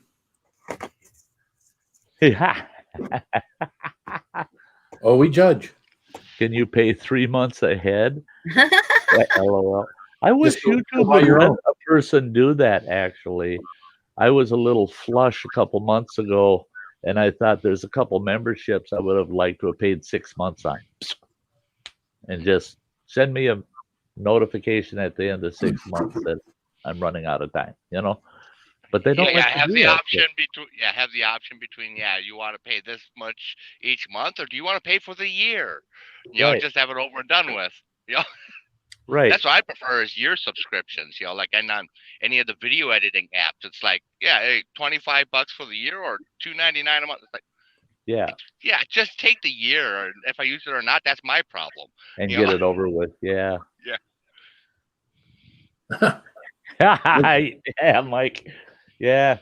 We should have told him he had to keep his boots on, right? You know, them truck drivers, they got some stinky feet. Oh, no shit. Boots on all day long. Are terrible. Oh, not me. See, I'm kind of OCD about I'm not very good at washing socks, so I just buy new packs of socks each week. Where'd you learn that from? I wear a new pair of socks each day, and I go through so much Gold Bond and powder. You know, inside of my boots are white. Now, Gold Bond is for your socks or your jocks? Whatever I can reach. You can get both. Gold Bond has both products. The powder is a godsend out here on the truck. You know, sitting on your butt all day. Well, you know, when I was driving, you never saw me wearing anything but tennis shoes unless I was hauling freight that I could smash my toes. Then the steel toes come out. But that was rare. You know, usually they load and I hire a lumper to unload it. So I'm in tennis shoes all the time, rarely wearing socks. And when I'm driving down the road, I tell you what, driver's side floor and pedals were spotless all the time because I was driving barefoot 90% of the time. Damn right. Sit there wearing heavy goddamn boots to drive for 16 hours? Are you freaking stupid? And you'd be surprised how many stupid drivers are out there. They're wearing cowboy boots for 16 hours driving a truck. Yeah, wear a light sneaker or something. Don't. Nice, airy. There's no insulation in them, so they're crap for going outside of the truck in winter. But nice and comfortable for driving. Can feel the air coming from underneath the dash to cool my feet down. And I get out. Neighbor girl, we got to get together. I'll make the yeast bread. You make the cornbread, and we'll just have us a bread party. We'll get bread together. Oh, no, I didn't say that. Oh. Somebody's going to take that wrong. Well, that'll be the second time tonight I heard something wrong. I was on a stream earlier that was talking about making Halloween costumes, and some girl wanted to know where to get felt. Oh, where to get felt? Come on over. It's like, well, I'm sure that we can take care of that. You got volunteers in the chat.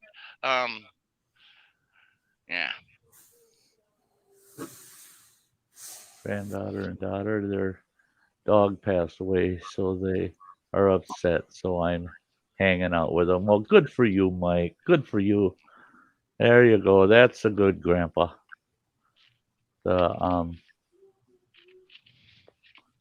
That's sad to hear. It's surprising how tough it can be to lose a pet. Yeah. Hey, that's what I want to do. I want to get myself a bread maker. I always wanted one. And so I bought one for my ex-wife. She never used it once. Aw. And I bought it so I wouldn't have to hand make bread. And so we got a local bakery in town here that's a kind of a holistic kind of bakery, you know, and they got some awesome artisan bread. So I go there and buy bread, so I don't have to make it. And so I bought her this expensive stinking bread maker. She never used it once. I ended up selling it in a garage sale for $20, and I think I paid $180 for it. Ooh. Yeah, we got a bread maker down in our pantry there. I think my wife used it probably half dozen times and hasn't used it since. I love my bread maker. Yeah, I've had friends that use them, and it's so slick. They're easy to use. But that bread, you do have to eat it up pretty quick. That's different. Yeah. Well, and the thing is a lot of those bread maker bread recipes, they will mold quickly. I'm saying. So you know, it's not the kind of thing you're going to bag up and keep around for a week. You know, you need to eat it while it's fairly fresh. Within the first 3 days, you should eat it. I don't have to worry about that. The one we got doesn't make very big loaves, anyways. You know, you can, right. You know, so especially if you cut it nice and thick. Oh, jeez. Now I want to go someplace that's got nice thick bread for a sandwich. I have to make 3 loaves at a time because it won't last. And that's it. If you got enough people in the house, yeah, you're making loaf after loaf after loaf. That's why when we were out in Montana, bread baking day, it was just, I would say 30% of the bread I made during the process of making it got ate. Yep. By the time I was done making the bread, a third of it's already gone. The kids come running through and they go, "Oh, biscuit." Yep. And the cinnamon rolls, I made the giant ones where you're using a big pan, and I'd make 6, one for each of us in the family. Well, they were that big around, and they were that tall. Well, then I'd make just powdered sugar icing and pour the icing over it and big slab of butter on the plate, and everybody'd sit there with their big old cinnamon roll, hotter than shit with that butter on it and the icing all over. Everybody's, "Don't touch me!" Everybody's stickier than shit, but everybody's got an ear-to-ear grin. I miss those days. Yep. Actually, the handmade bread that I made never lasted long enough to. I mean, it got consumed too faster than I could make it, you know, kind of thing. We never had it long enough for it to. I would purposely take the heels at times, which a few people complained. "I wanted the heel." No, you don't get it. And I'd take them and purposely set them at the top of the stove and air dry out, get them dry, and then bag them up. And then I'd make bread pudding later out of those. To me, the best bread pudding is made raisin bread. You make a really nice cinnamon raisin bread, and then you just cut that whole loaf up and cube it into about 1.5 inch squares, and you dry it, and then make bread pudding out of it. Yeah, with a real good caramel sauce to pour over it. Oh, shit. Oh, it's killing me. Yeah, I love my food. Bread pudding is to die for. I love a good bread pudding. I love good rice pudding. But you know what's really good is a good banana pudding. Oh. You know, you take the vanilla wafers. Oh, and the sliced nanners. I mean, I tell you what, a nana pudding is, I'd sit there, eat a whole pan. Fuck you, don't touch it. It's mine. I use the Jell-O instant banana flavored banana pudding for mine. Oh, wow. So the pudding is banana flavored. Yeah, and oh my God, it's good. Oh yeah, yeah. Oh yeah. If you can get the banana flavor in the pudding, you got you're already 2 steps ahead. That's another thing. I make a big giant pan of, and it don't last no time. Yeah. Oh yeah. Banana pudding just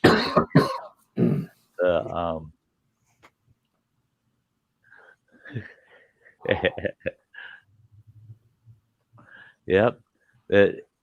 It's so funny because yeah, everybody. There's certain things in the world. How can you turn your nose up, right?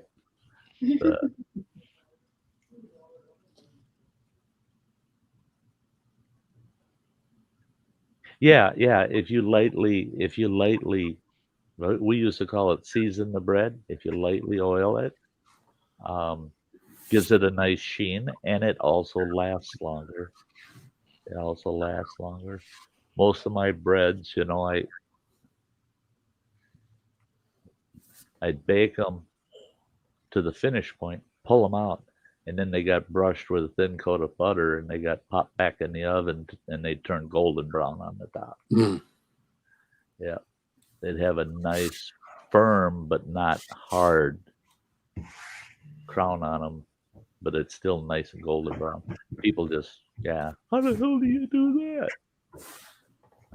I just brush butter on it, fuckers, throw it back in the oven for about 3 minutes, 4 minutes. And like I said, our bread just never lasted long enough to ever know what its shelf life would be.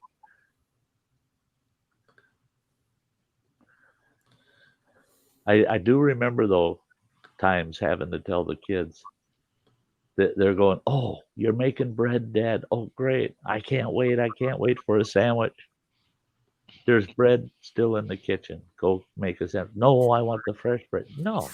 You finish eating what I made the other day, and then you can have some of the fresh. But that's not as good. It's just not as good. Yeah. Should have had it when it was good. Yeah.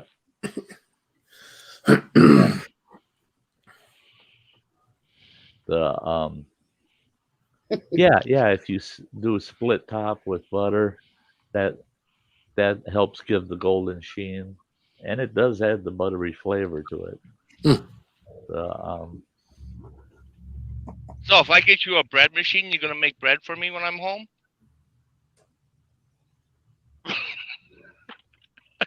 You're pretty bold thinking you can come to my house to get bread. Oh, I wasn't going to come to your house. I don't want to be around all those sick old people. You bring it to my house. Sick old people. Why don't you get yourself a freaking bread maker and make it your damn self? He don't do nothing when he comes home. He sits there and plays PlayStation, beats game after game after game. And he's he's a PS4 fan completely. And yeah, oh, that shit. Actually, if I had a bread maker, yeah, I might make you a loaf for every trip.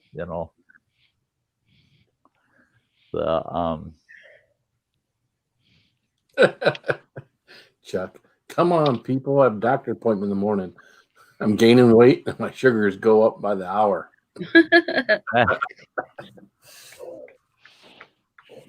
That's it. I got a doctor's appointment that I have to have before November 10th. No matter what, I got to have it before November 10th. Otherwise, I got no meds in November. Ugh. I figured it out. I'm a month late. So if I'm going to get chewed out, I might as well get chewed out good. I'm a month late at cutting back on my sugars so that my A1C doesn't look so bad. Yeah, about a month ago, if I would have backed off on all the sweets, my A1C wouldn't have looked so bad. A couple months later. Oops. It's not a big deal. And my doctor's gonna just chew me a new one, and I'm gonna tell her, hey, I'm out of test strips, so I don't even know what my sugars are.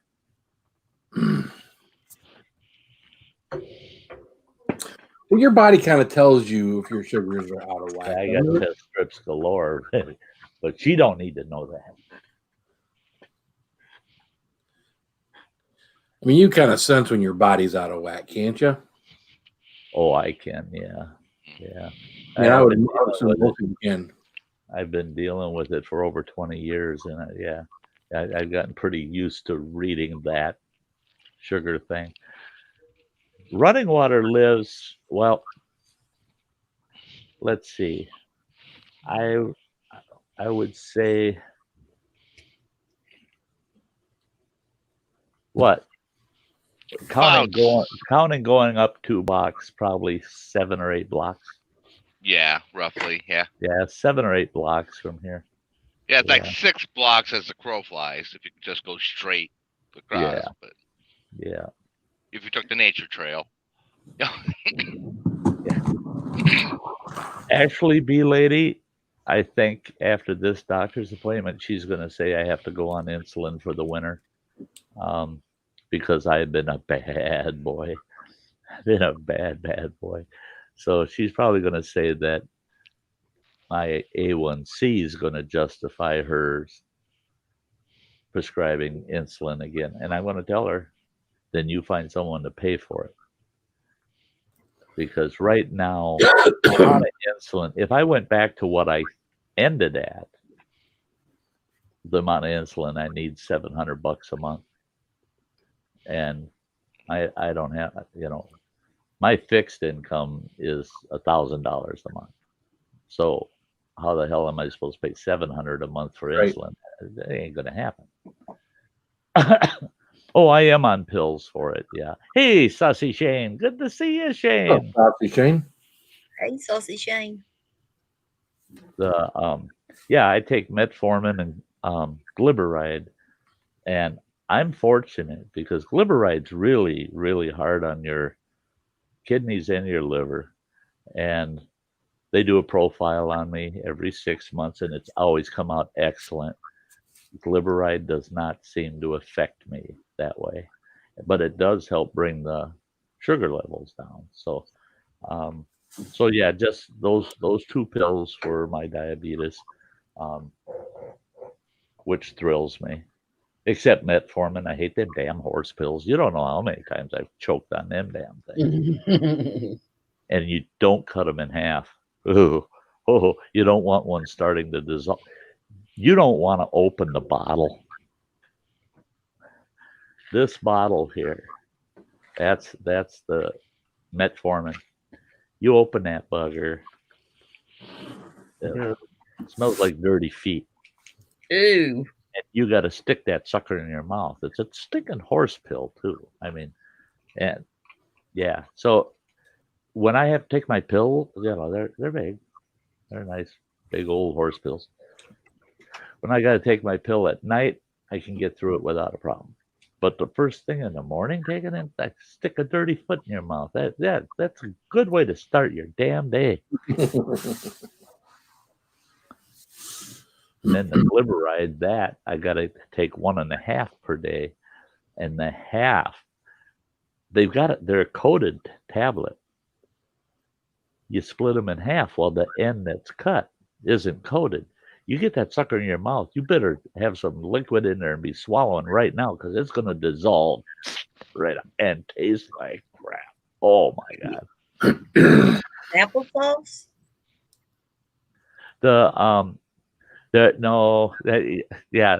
I understand that there has to be a subscription program that I'm overlooking. No. I've had the benefit specialists from the state, from the clinic. I even went through a federal agency. Now, my income literally put me $40 a month over getting any insurance and or benefits towards scripts. I'm fortunate though, because my pharmacy, I've known the fella for, well, it's been, what did he told me the other day? I think it's 28 years that I've been doing business with him. And he follows my Facebook and he watches these lives and my videos. He don't say nothing to nobody. Well, he does it because of his profession. He just doesn't want to get publicly involved as a pharmacist owning a pharmacy in town here. He took all my meds that I used to pay $248 for. That's my five meds I take every day. He took all those meds and he says, I'm going to work it up at cost for you. I said, oh, wow, that's going to help. That's going to help a lot. He got done working it up and he says, guess what? Your meds are going to cost you $51.50 a month. Nice. Yeah. Sweet. So for $51, I get my 5 meds every month from that pharmacy. I went to Walmart, told them, I said, it's got to be all generic. It's got to be the lowest priced. And they said, okay, we'll run them for you and we'll see what the prices are. They come back with their price list, $162. Compared to the insured price, full pay price of $260. They came down $100. He came down $210. And he said, that's at cost. He says, I don't lose a thing. And he says, and I'm the guy filling your prescription and I own the pharmacy. He says, so it's not like I'm paying somebody to fill it for you. He said, so yeah. He says, you've been with me so many years and with your children and your wife and everything. He says, you don't think I've made some money off of you? I said, yeah, true. Yeah. Especially when you have insurance. When you had insurance, yeah, they're making a ton of money off of you.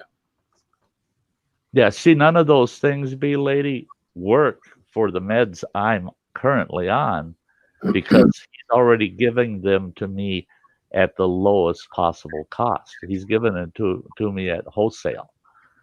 And so if I were to be able to use a coupon or anything like that, I'd be screwing him because it would then actually cost him money to give me my meds because you can't get them any cheaper than what he's given them to me at wholesale. That's the cheapest you can get is he's giving them to me at bottom dollar. Yeah. Yeah. $2,500 a month and you pay $500 of that. Yeah, that's a bitch, ain't it? That's a bitch. Guess I'm not. No medication, so. Yeah. Yeah, that whole medication issue is just, I know for some people they might not agree with me or anything, but that's why I'm so good with Trump's approach on pharmaceuticals. Holy Christ, they're selling the exact same meds and that's what's terrible. They're manufactured here in the U.S. and then they're sold for maybe 10 to 20% of what we have to pay for. Right. In other countries. Yep. But it's the exact same pill coming from the same place. And that's why he wants to go with the helping hand country thing, where you buy from whatever country's got the lowest price. Within reason, I don't want to be taking no Chinese or Russian meds. There's just something about that that's kind of weirding me out. But your politicians are all on the take, and your politicians all have health care, so they don't pay a dime for their meds. Right. So they could give a shit about you. They probably got stock in those pharmacy companies. Stock, they get paid. They don't need to have stock. They get money siphoned through. They get money siphoned to them to their everything. And every pharmaceutical company out there are members of super PACs that are financing these politicians to run for office. Yeah. And you're damn right. They're gonna look out after those pharmaceutical companies that are throwing millions of dollars at their election efforts. And that's crazy. Well, that's like the biggest thing I'm looking at is for the opening up, the cross-state lines availability of insurance. forcing insurance companies to compete outside of their state, Right. where you No as a single consumer can go sourcing. for the lowest bidder. Yeah, because there's states where you don't have an option. There's only one provider, One carrier. Yep. and then they know you aren't allowed to go anywhere else, so they can set their price wherever they want. Right. And it's like when the Affordable Care Act kicked in, I lost my insurance. Right. That I was told I could keep, but I didn't get to keep it. Right. Got replaced with insurance that cost me a good 5 times more, and had a ridiculous deductible that I wouldn't ever hit unless I was dying. Right. Well, see, and that's the thing is a lot of people don't realize now, like in the state of Wisconsin, if you're not eligible for Medicaid, or if you're not old enough for Medicare, then you have to get insured through the marketplace, which was set up under Obamacare.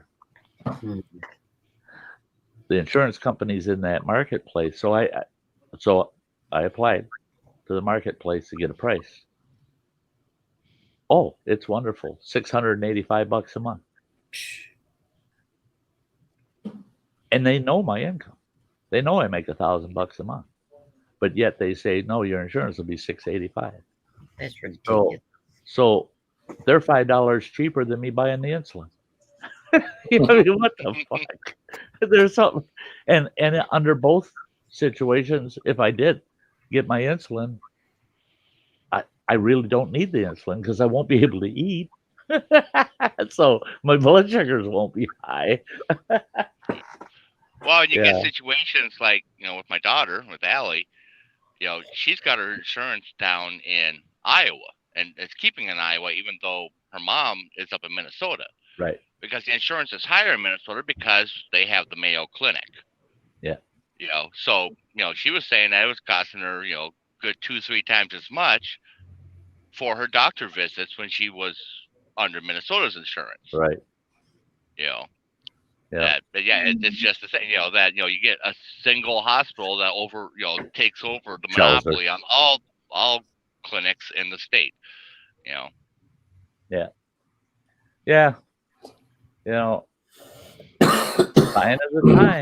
Sign of the times.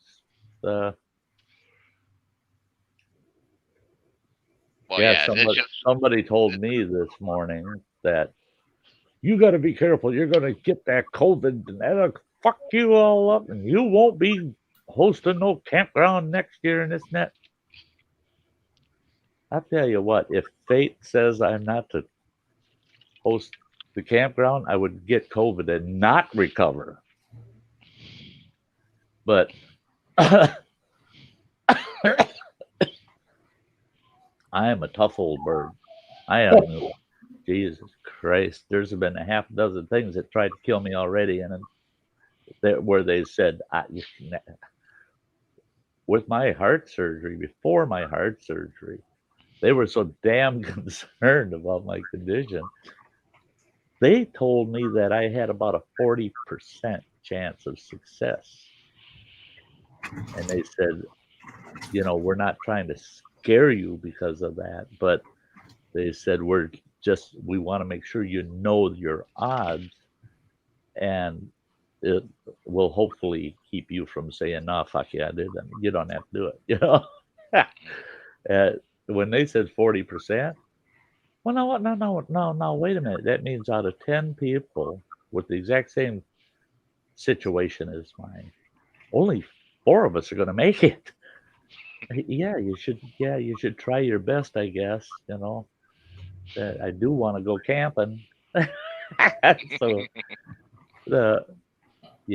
I don't care what I come down with.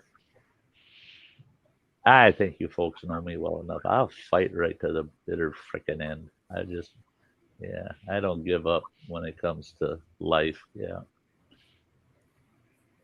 Life is the one thing that no matter how shitty it gets, that's really the only thing that belongs to you. Is your own life. Yeah, but I tell you what, you can ask Mike, and I'm sure Mike would agree to this. Oh yeah.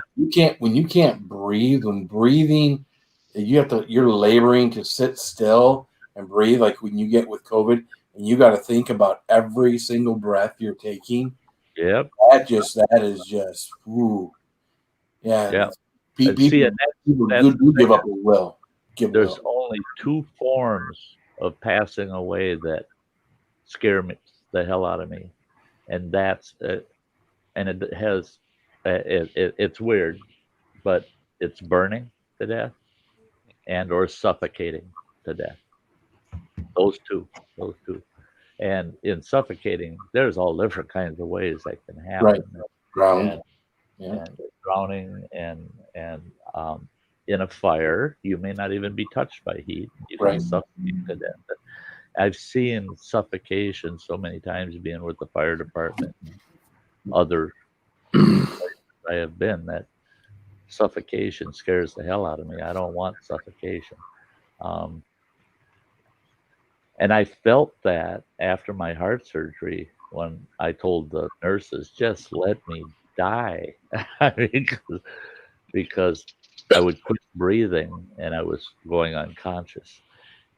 And the only reason that felt good, even though in the back of my mind there was a panic of stopping breathing, I would realize I've already stopped and there's no pain. Well, it's because they had me so drugged up that I wasn't feeling that pain, and I wasn't feeling that body reaction to it, trying to fight it.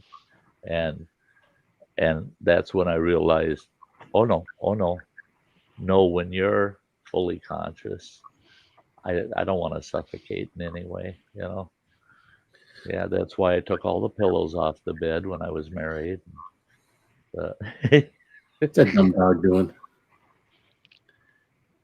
Digging a hole. Back there playing. Yeah, back there burrowing, making a nest, and I had to take and untangle all the blankets and pillows and get them straightened out to go to bed. That's one crazy dog. Oh, well, when I was down in California, we were sitting in line down by the Border Patrol area, or the port of entry to get loaded, and there's only like one truck stop and then a couple restaurants there, and you get all the local cops and Border Patrol that are out there that they park and then they walk down to the restaurants. Well, I had the windows down waiting for my turn to get in to get loaded. Bean's hanging out the window watching all these cops, and they're all smiling and waving at the dog. He's just watching them. This one pair, as they come by, he starts barking at them. And all the cops like stop and look, and they start laughing. And I grab him. I'm like, it's okay. And, I'm like, I don't know why he's barking at you two. And they're like, well, because we're the dog police. They're animal control for on the border. That he just out of the bunch, they're the two that he picked out. That regular cops are okay, but those dog cops you got to watch out for. Uh-huh.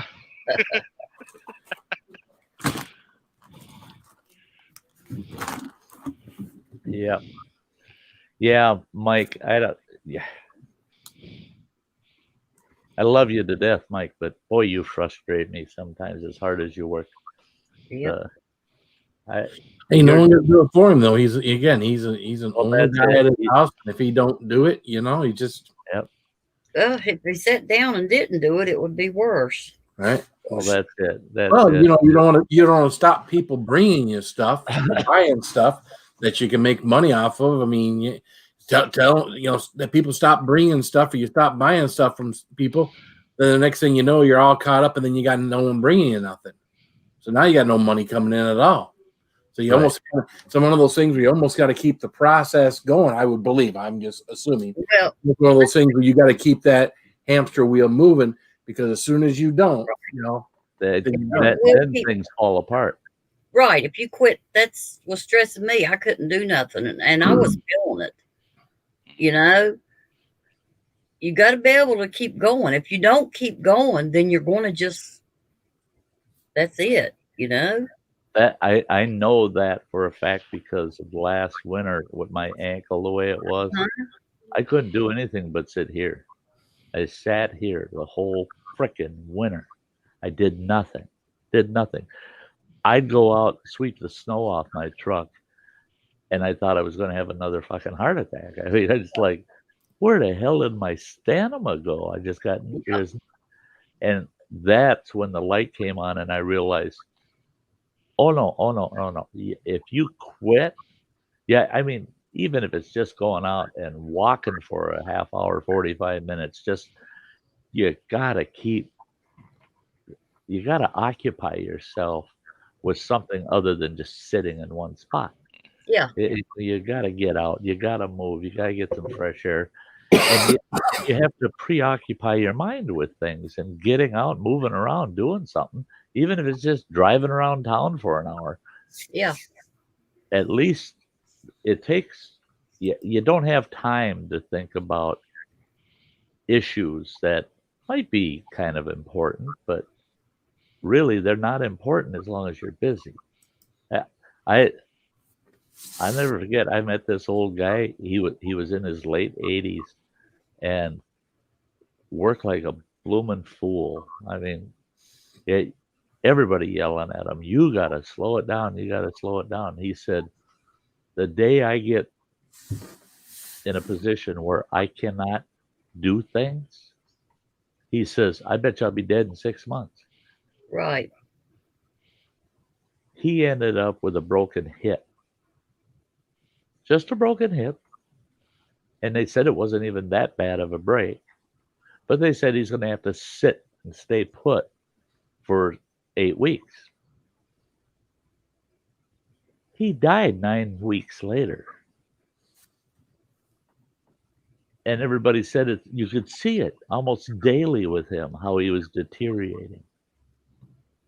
It was because all his mind was on was that hip. I can't move. I can't do something. I can't do anything.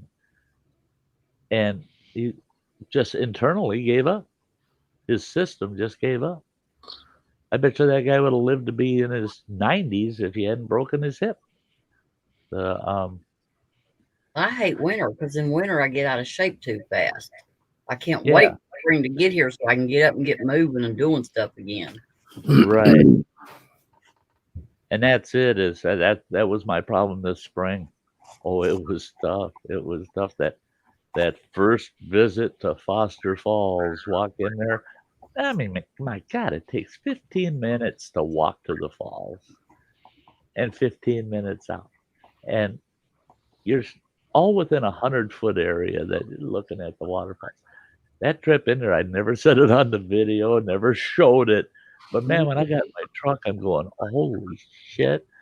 My hips hurt like hell, my knees, my ankle. Oh my God, I'm freaking dying.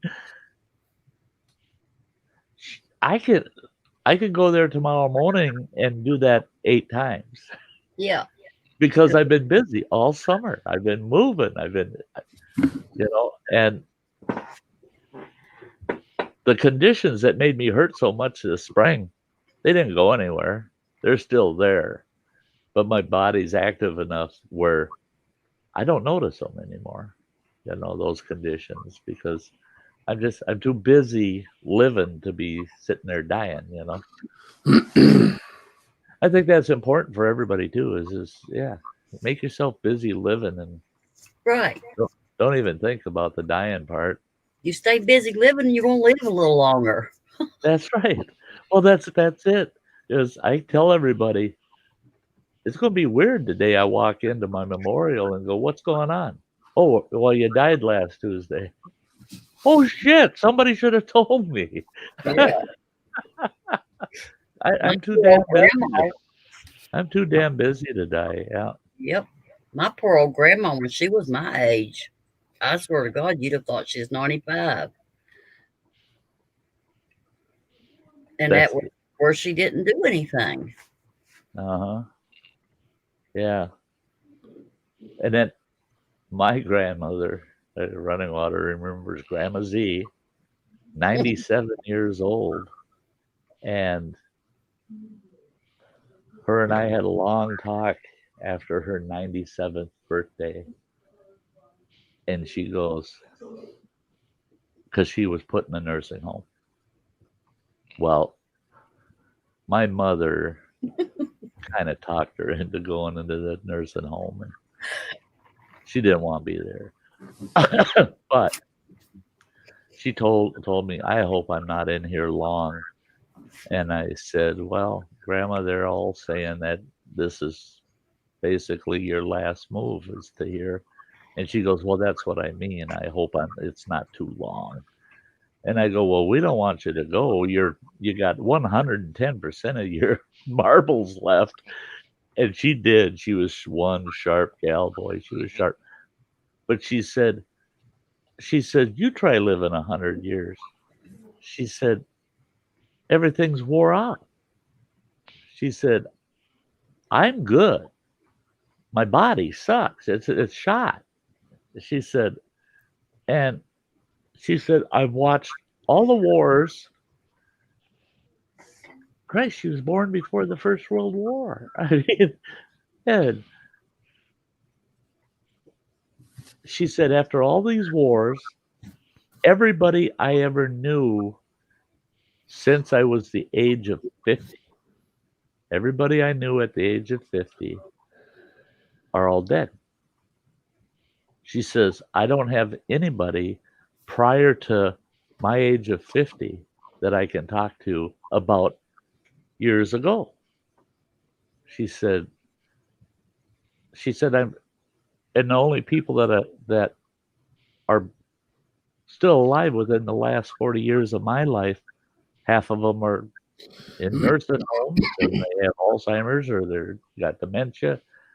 And she said, so she says, why the hell should anybody expect me to still hang around? She said, I'm ready to go. She says, really, the heck with the rest of you. And I thought, good for you. Because she got everything she could out of life, good, bad, and indifferent, for 97 years.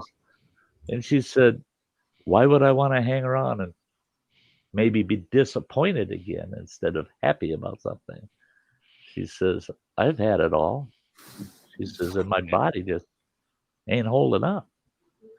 And I thought about it, and I thought, yeah, she's like that trusty old car that just, boy, that bugger just, it's not safe to take down the road anymore, And yeah. Yeah, well, and we all kind of knew that was going to be her last year at Christmas. Every Christmas, as far as we could remember, I imagine as far as you always remember, said she wouldn't make it another Christmas. Yeah, you guys have a good year. I probably won't see you next Christmas. And then that last Christmas, she's like, well, it's good seeing you, and I'll see you guys next Christmas. We're like, oh, we all crap, knew. Grandma's going to die. That's it. That whole family said, oh, no, she's going to die. She jinxed it.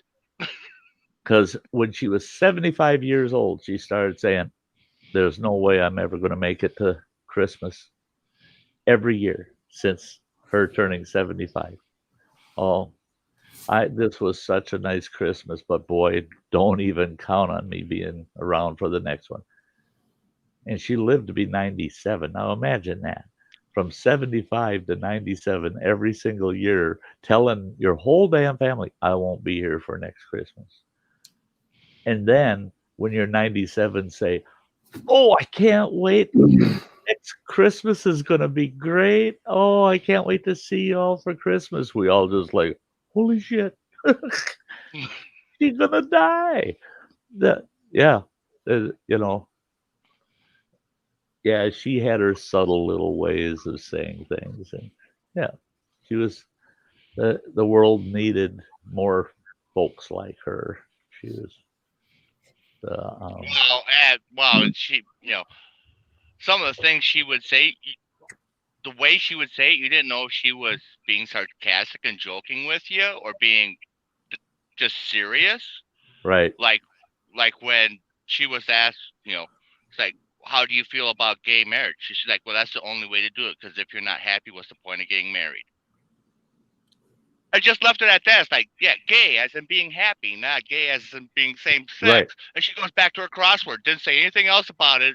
We're left like, okay, is she being serious or is she joking No, with us? she's being serious because that was a long conversation that Running Water's mother and I had with my grandmother, and I had come right out and asked her, when you were growing up, how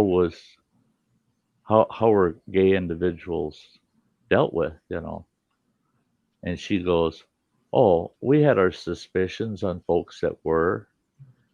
And she said, but nobody ever talked about it. And she said, because if you were out there broadcasting it, saying it, she said, for some reason you moved to Chicago and you never came back. That's what she said. That was the saying. And she was in Devil's Lake, North Dakota. She said, yeah, where I grew up, she said, if you asked, well, where did Jimmy go? Oh, he moved to Chicago. You didn't hear? Yeah. And she says, and 15, 20 years later, you go, is Jimmy ever coming back? No, probably not. Probably not. No. And she said everything was dealt with kind of behind the scenes. Yeah, you just didn't say things, and you don't upset the apple cart kind of thing, and yeah, it's crazy. Yeah, my grandmother was born in 1901. On my dad's side, my grandfather was born in 1886, I believe it was. Yeah, he was almost 90 years old when he passed away, and he passed away in 1967. So, yeah, he'd be quite old right now. He'd almost be as old as his grandson. You guys keep reminding me that, you've seen my picture on the pyramid in Egypt. So nice of my followers. It's all right, Sty. I've been there too. Yeah. Sty, I got a couple of things I got to do before I get to bed. I got to let you go. Well, I'm going to head out. And what if I said no? Well, good would it do, right? Any good? I got to go. Yeah, I got to go, or else it's going to stink in your living room. Yeah.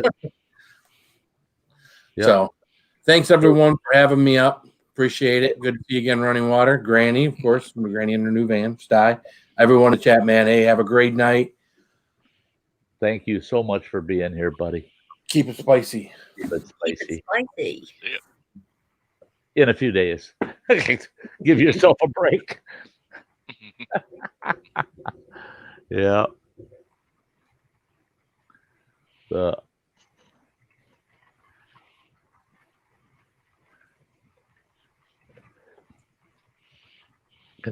May contain nuts, saying it's funny. My house was also built around 1888 too. That's cool. Yeah. Yeah, that big Victorian that we lived in there on Chapel Avenue, Running Water, that was built in 1854. I couldn't find it. I couldn't believe it. I found down in the basement of that house this weird looking cardboard, almost like the cardboard in a cigar box kind of box. And I was looking through there and I found a bunch of photographs of that house. Well, where that house sat here in Ashland, it sat on a corner. Originally, that whole block belonged to that house, the whole city block. And it had a harness. It had a harness stable, It had a horse stable. It had a forge and foundry on the property because everything was horse and carriage at the time. And come to find out, this big house we lived in, it was split in half. It was like a duplex. And come to find out that it was built in 1854 as a duplex. What in the hell?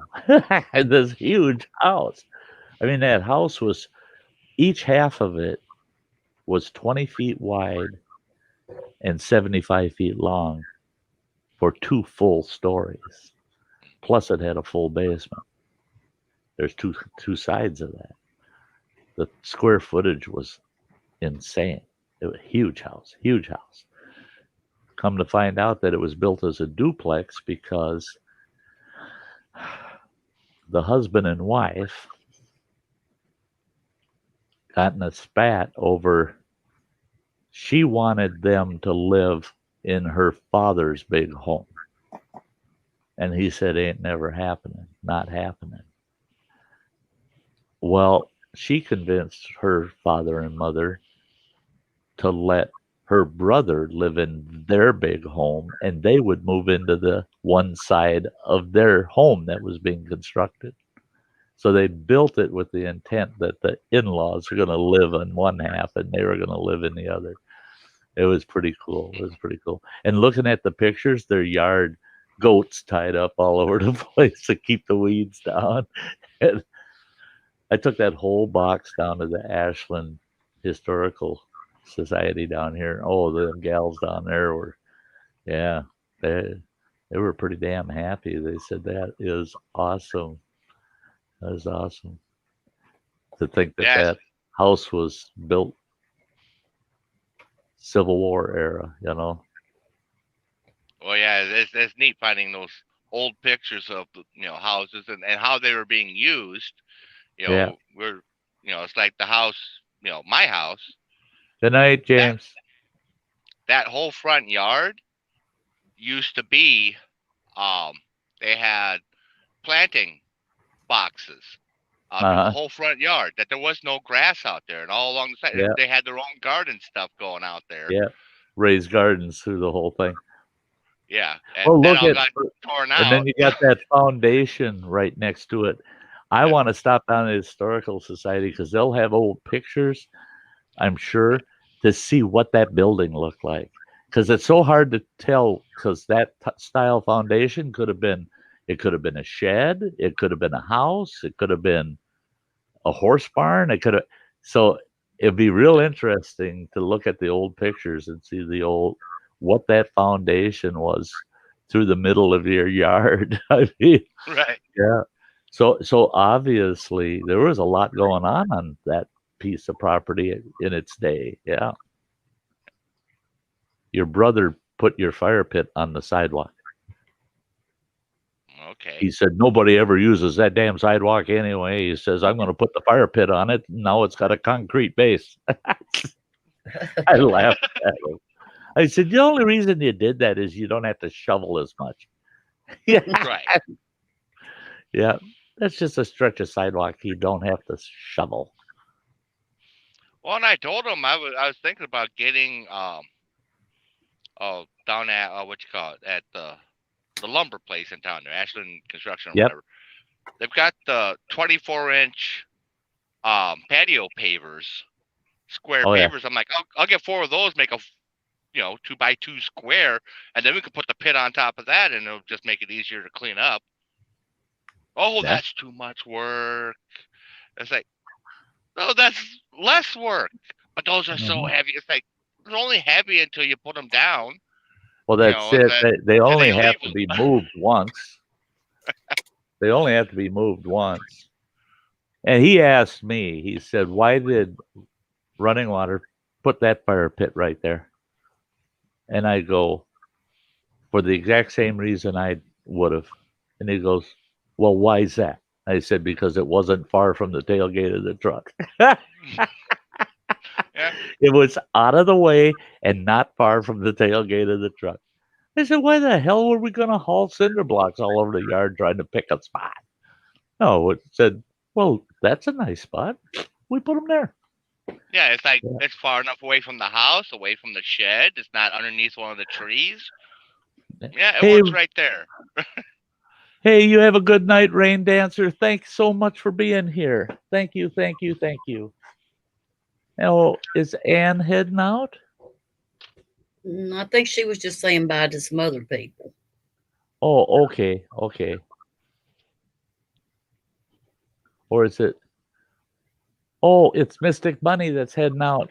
Good night, Jan. Good night, girl.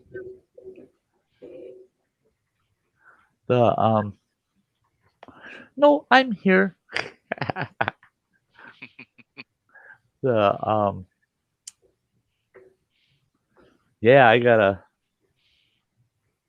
like I said, I got a video going up sometime tomorrow. That's 14 mornings in one video. Then I got to get, I still got several videos from that 2-week camp that I got to finish editing, get up. But I went to a lookout, looks out over the Pinocchio mountain range up here in northern Wisconsin for the fall colors, and ran into a group of folks up there. There were 5 folks up there, and it was kind of funny because I turned and started walking towards them, and they said hi, and I said, hi, can I ask, are any of you camera shy? And it was funny because it's, oh, no, not at all, no. And then right away there, is that a GoPro? You know, it's on my hat, right? And I go, yeah. The one guy, he goes, do I need to sign a release? I said, no, you don't need to sign a release. Yeah, I'm not that famous. Yeah. But boy, oh boy, yesterday I got rid of a whole bunch of Sty stickers to folks. You know, I use them like business cards, and yeah, a whole mess of them. And this will shock you, Running Water. They asked where I originated from, if it was from up here, and I said, no, actually.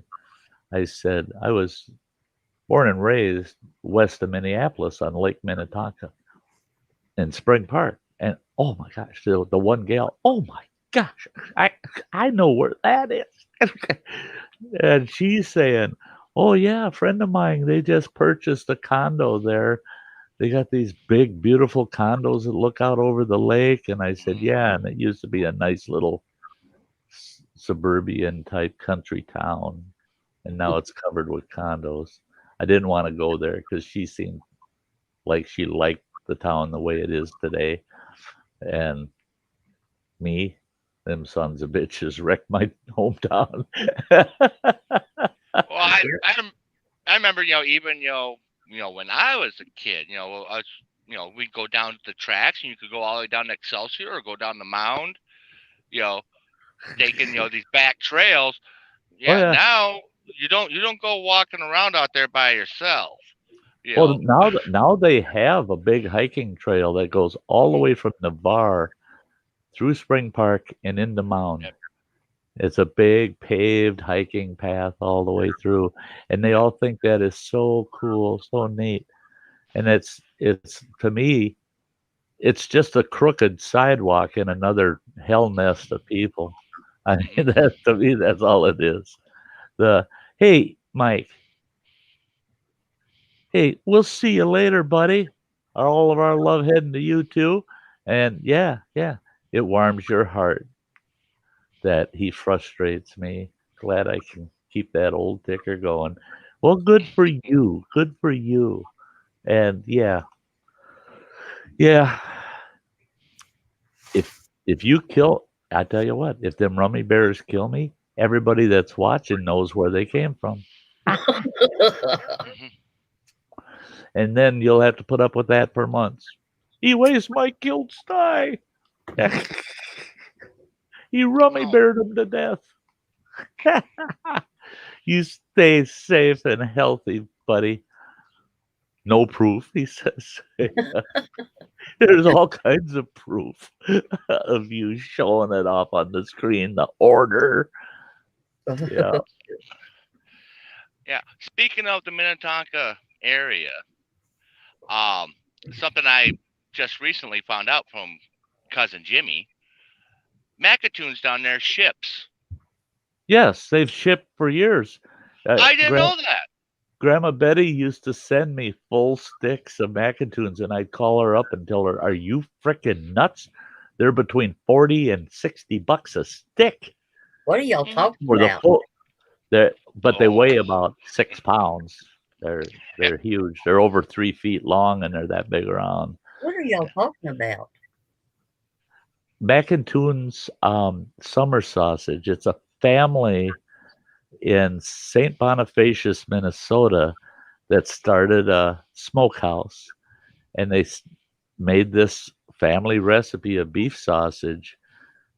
And I guess you turn the clock back to the late 40s, I believe it was, when they started. It went viral. The people around that neck of the woods, they go insane. I've never been there where their smokehouse isn't packed with people to buy their sausages, their cheeses. I mean, and they do ship, but it's weird to get it done because it's all going through the email and stuff. But they do ship it. They ship that sausage, and it's yeah. If I could swing it, man, I'd like to get a stick. Is that Yep. them? Yep, that's their website. Yep. That's it. Yep, Macatoons. Yep. Yeah, well, I was gonna say I'm planning on ordering some if you want some. Yeah. Okay. No, you're not that dumb. You're not that dumb that you have to ask that question. Oh shit! I love Macatoons. I love just sitting there eating it. I love frying it. Oh god, it fries up so nice. It's so tasty. The Eat it oils by come out. itself. You can make sandwiches out of it. Add it to pasta if you want. You could do so much with their sausage. It's not just summer sausage with crackers. It's multi-use and so good. See, and me, all their sausages are good. All of them are good. But to me, their original recipe is the one. That's I'll eat any of their sausages, but their original recipe is just a die for. And I've never found a sausage that matched theirs in flavor. No. No flavor or texture. There's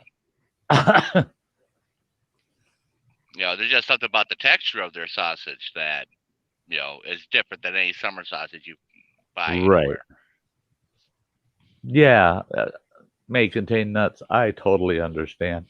I know a few communities that, I mean, the original community has even been lost in the minds of the locals because the original community, there's no sign of it anymore. That was my hometown, and I mean, it almost brings me to tears to think of the things in that town that have been lost. Mm-hmm. It was the most beautiful little quaint town surrounded by lakes. It's just a beautiful town. It was a wonderful place. It was a wonderful place to live and grow up, and I wouldn't live there if you frickin' paid me to live there. Well, that's like you go down was it through Mountain there, get down by like what's it called, down by House of Moy. You used to have all those artisan shops out there, crafts and arts and secondhand stores and stuff. Yeah, it's all franchised now. Oh, where's that? Like down by House of Moy, down that stretch down there. Oh yeah, downtown Mound. Yeah, it used to be all these little mom and pop shops. You go in there, you could get candles, or you get quilts, or the only things when I was growing up, the only actual franchise type businesses in downtown Mound was the Sears store and the Ben Franklin. And guess what's still there? The stinking Ben Franklin. Yeah, that thing. It's still there. That son of a bitch was there when I was 5 years old, and it was old at that time. We got a Ben Franklin. Do you? Yeah. I loved our Ben Franklin. It had the little cafe in it. You know, it just had a few tables and it had the counter to sit at, and it had everything. It had pets, for crying out loud. You can go there and buy a parakeet if you want, you know, or a kitten. I mean, Yeah. everything at the Ben Franklin. But now you go there and that Ben Franklin isn't the same Ben Franklin anymore. You go in there and diner portion's gone, and yeah, it's just looks like more like a packed dollar store. I mean, it just, yeah. There's a couple of things they put in that town, Running Water, that there's a restaurant there. I can't remember the name of it. Your aunt and uncle took me there for dinner, and well, it was late mid-afternoon. We had lunch, and it was really good food. It was really good, and I thought that was quite quaint. Like a mom and pop type restaurant in Modern Mound. You know, I was so glad to see somebody decided to do that. You know, because everything else there, like you said, it's all franchised, and all of the small town quaint stuff. They had the most beautiful Chinese restaurant in that town, and I went to school with a few of the children of the original owner, and they went through hell keeping that place. I mean, there were people on the city council wanting to get rid of them for some reason, and but they managed to get through all kinds of strife to keep that restaurant open, and they shouldn't have had any trouble because everybody loved the place. I mean, they were making money hand over fist in that restaurant. Well, you figure he brought a total of 19 family members out of his pocket, paid for 19 family members of his to be smuggled out of communist China to get them over here and to get their citizenship and go to work. I mean, he had all the immigration stuff and everything all set up, all of the ducks in a row, and so that they would be treated as what the hell do you call them? Naturalized citizens. Well, like a refugee, you know, for political reasons. Because I mean, he had family members getting killed off in communist China, and he was trying to get as many out as he could before it was too late.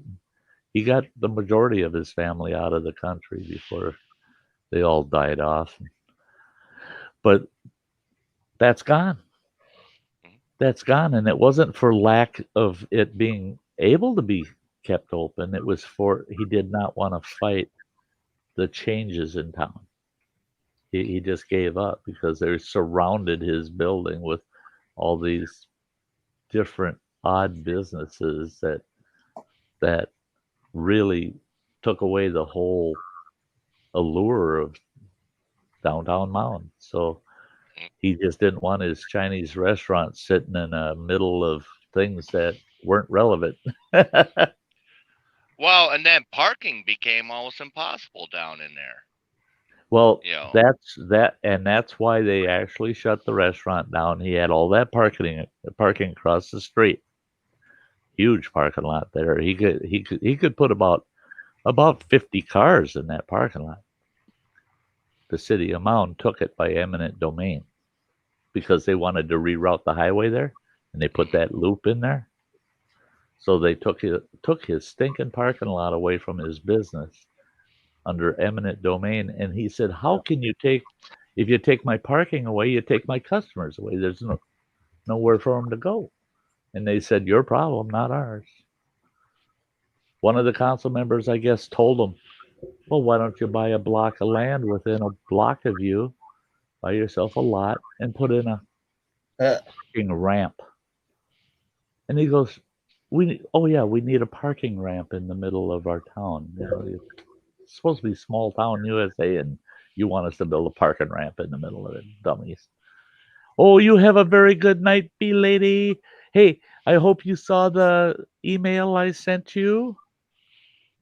If you haven't, check your email. I sent you an email, And I'm just going to wait for your response. You and be ready. Both of you have perks coming.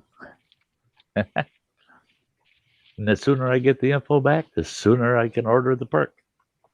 And they come quicker than I thought. Granny got hers 3 days early.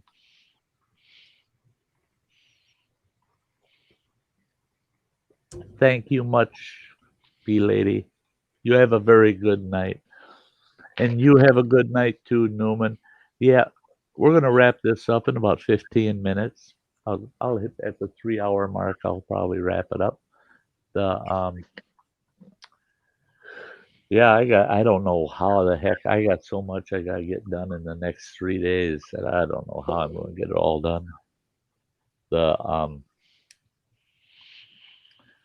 I ordered what I need to finally seal up my adventure trailer so I don't have to worry about that bugger leaking anymore.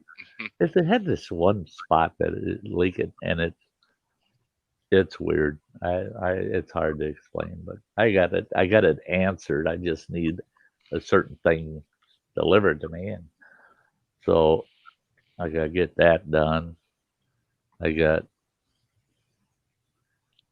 to get the trailer all squared away and make sure there's nothing that's going to freeze solid in it or nothing out of there. And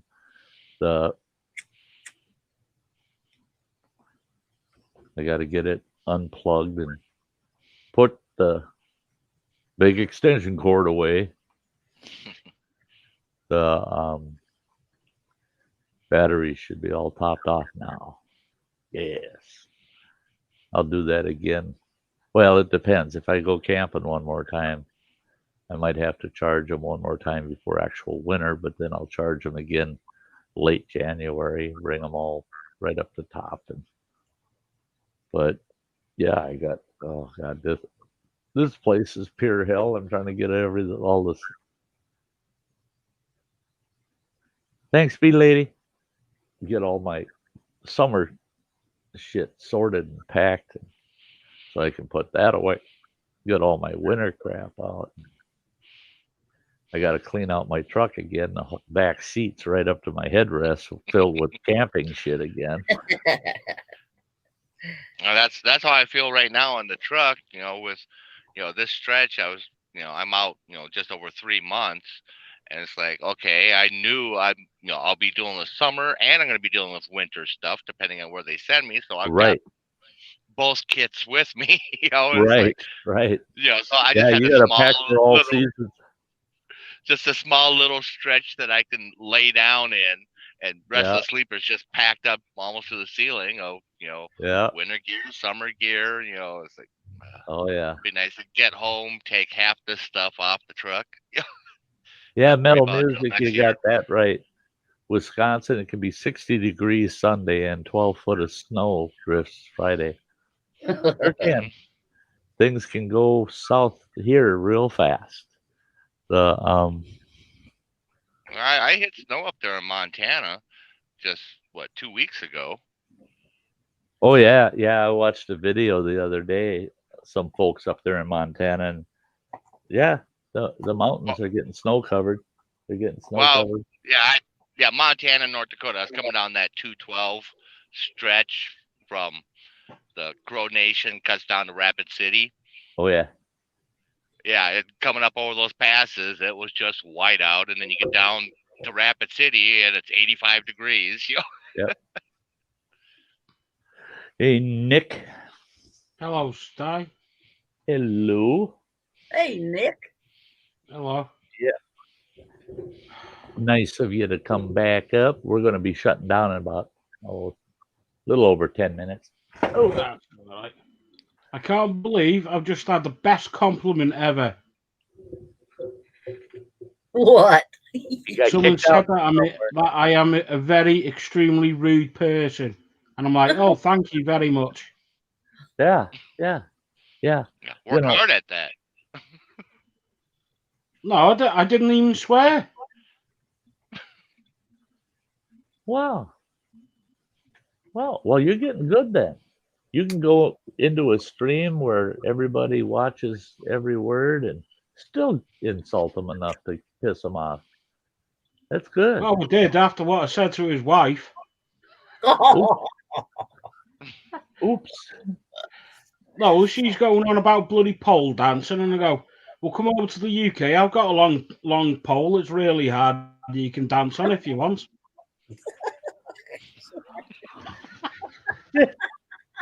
Well, at least you weren't talking about his mama.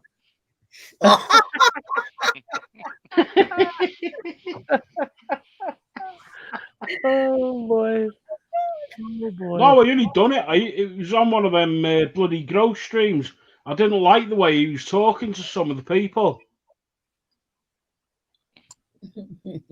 Yeah. And then I was just being a total dickhead. Yeah. No, because I'm getting bored with vegans now. Yeah, they're just no fun anymore. So, Yeah. Yeah. Oh boy. Yeah, I just never will in my lifetime, never will understand vegans and vegetarians. I just can't. I mean, yeah. God, I hate no, me.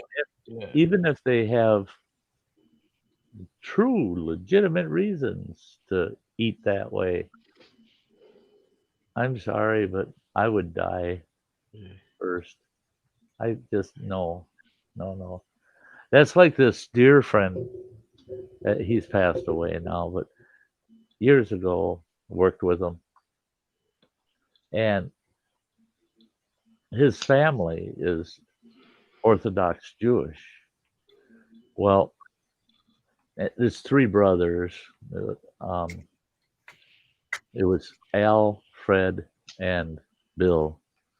And Bill was the one that, yeah, they gave him, he was the butcher for they had a big family grocery store with meat market, and he was their butcher because they didn't want to hire someone outside their faith to run their butcher shop there.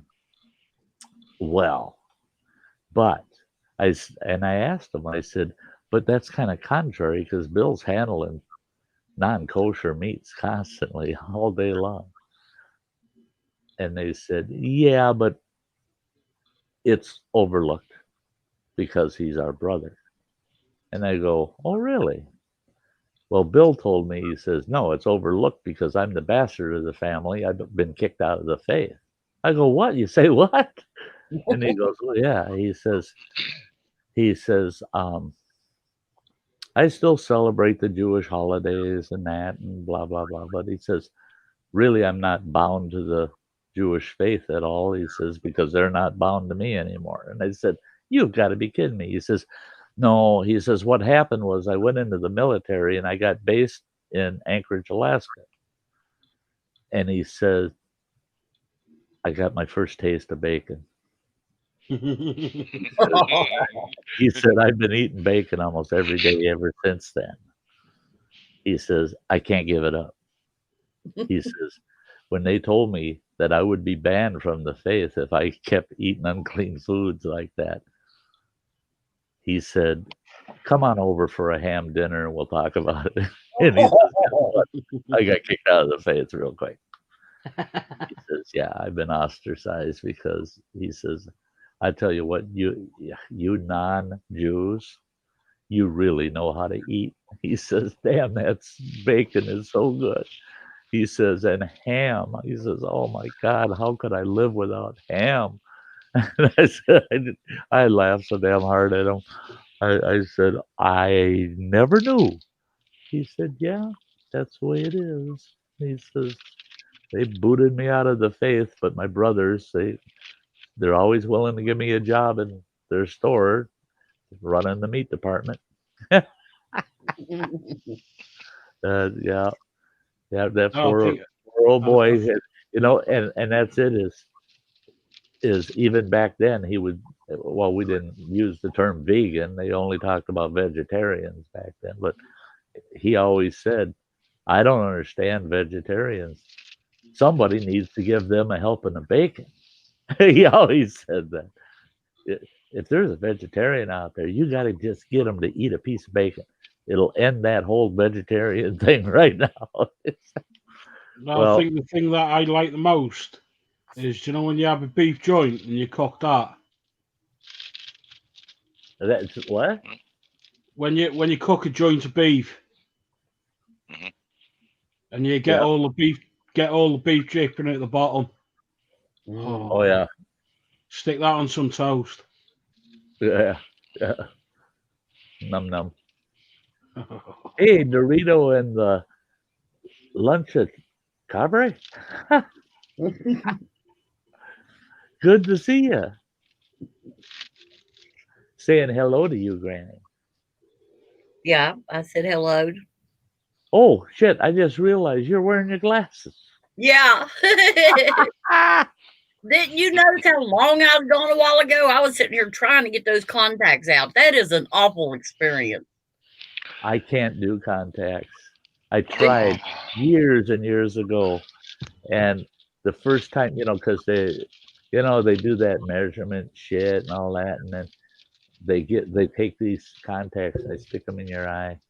The first time, got that first one in there, I said, "Get it the fuck out!" Yeah, right now, get it the fuck out of my eye. And after that, never again. No, you ain't sticking no shit on my eyeballs. Yeah, see, I tried contacts, and that lasted about 2 weeks. We had gone out on a Saturday night, had as a wedding party. Everyone having fun for the night. Get home, go to bed, wake up the next morning. My eyes are dry and burning. I was like, oh, I forgot my contacts. So I'm in the bathroom, tugging and pulling, trying to get that contact off. Yeah, girlfriend comes in. She's like, what are you doing? I'm like, trying to get my contacts out. And she's like, well, you took them out last night. And it's like, yeah, I just spent half an hour tugging on my eyeball. Oh, God. It's like, no, I'm done. No. Didn't remember taking them out. I'm pulling out my actual eye lens. Oh my Jesus, God. God, I remember when this gal I was dating, all of a sudden she's freaking out, and I go, "What's up? What's up?" Now this is back before they came out with the soft contacts. They were all the glass ones, hard contacts, and she's freaking out, and I need the mirror. And she grabbed the mirror in my car and cranked it around and said, "Fuck, you break my mirror, I'll break your jaw. Don't do that." And she goes, shut up. And she's freaking out. And I go, what? And she turned, looked at me, and I could see it. Her goddamn contact was way off to the side and up on her eyeball. It had rolled over. Oh, God. And she's trying to get enough of it, a finger on enough of it to pull it back over the iris. And I'm like, you're fucking insane. That piece of glass slide back there, cut your optic nerve off. Your eyeball's going to fall out in my car. That's bullshit. That can't happen. And I said, oh, shit. Don't ever say that around me. Because if it's going to happen, whether it can or can't, it'll happen in front of me. I guarantee it. That ain't no good. No. I quit dating her because the whole glass in her eyeball thing freaked me out too much. I just like, I'll date a girl with bottom glasses before I'll date one with a contacts. You're freaking me out. Don't put that shit in your eyeballs. I mean, that ain't like putting on a pair of socks, That is, God almighty. Yeah. Don't touch the eyes. Yeah, I don't like that.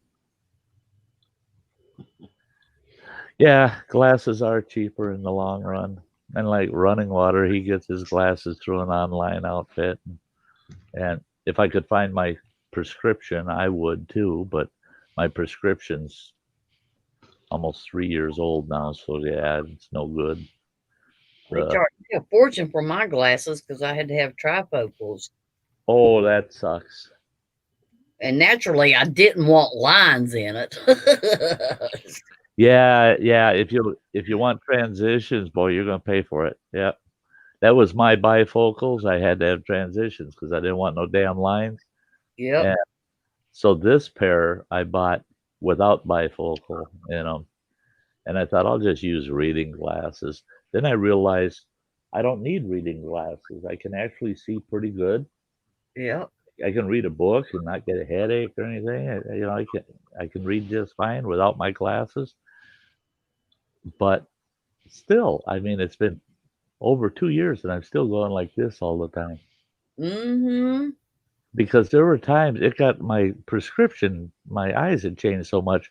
There were times where driving down the damn road, I could see better looking out the bifocals than I could out of the top half. Oh, Lord. So I told him, just fix the distance vision. Fuck this close shit because I can see fine close. But yeah, I take them off quite often. Yeah. Hey, you have a very good night, Newman. It was awesome that you hung out with us so long. Yeah. Good night, mate. Yeah. Yeah, this pair of glasses I spent too damn much on. I think I paid $360 for this pair. Is it all? And then I found out at the time I priced them through that outfit Running Water uses when I still had my prescription, and like a damn fool, I didn't order a couple. I could have bought probably 8 pair for what I paid for this one pair. Mm-hmm. And they would have had all the options. I mean, they would have had the photo gray, all that shit, everything. I would have gotten everything I wanted, and I could have gotten 8 pairs for what I paid for one. And then I said, well, when these get close to wearing out, then I'll order a pair. Well, then my prescription got lost. Then now it's so freaking outdated. They'd say, no, we're not selling you glasses on a made-up prescription. Well, that's like with my glasses. This prescription is probably 6 years old. I just keep putting the same one in because, after getting an eye exam every single year, and it's like my prescription never changed. I was like, okay, well, I'll just keep getting them until these aren't working anymore, and then I'll get another eye exam. But I don't know if you could see this. Uh-oh. See, actually, God damn it, I just realized it. Yeah, look at all his glasses. Yeah. I just realized that just looking at mine. My prescription's right on the bow. Okay, because on that website you manually put in the prescription. It's 3 numbers. And it wouldn't be hard to figure out which 3 they are on that website because you enter those 3 numbers and they just want the size this way, Well, it's the center of your pupils for the placement. Right. They just want that. They want that so that the lenses are squared up with your pupils. So I can get a pair. I'll use that number because they don't make you send them the prescription or nothing or tell you who you got it from. So no, thank you. Yeah, it's like the last time I ordered 4 pairs, a couple pairs of sunglasses and then a couple regulars, and it cost me like $75 for the 4 pairs. For 4 pairs. Yeah, it's like I got a pair at home as a spare. See, when I priced them, because you were getting them so damn cheap, when I priced them, it cost me about $39 for a pair because of the bifocals. Yeah. But $39 compared to $350. I mean, a tenth. Y'all gonna have to share that website with me. Yeah, you should share that website with. It's Zenni. It's Zenni.com. Zenni. Yeah, Z as in zebra, ENNI.com. Hey, Running Water, you should charge commission. ZENNY. They should be paying me. They should be paying you, yeah. No, I'm on about other people when they ask you for that. Go, all right, I'll tell you, but you got to give me $30. I'll tell you. Oh, yeah. They pay me $30 a customer. I'll wear their T-shirt 24/7. That's You got yeah. Heck, I'll wear their underwear without pants if they're going to pay me $30 per customer.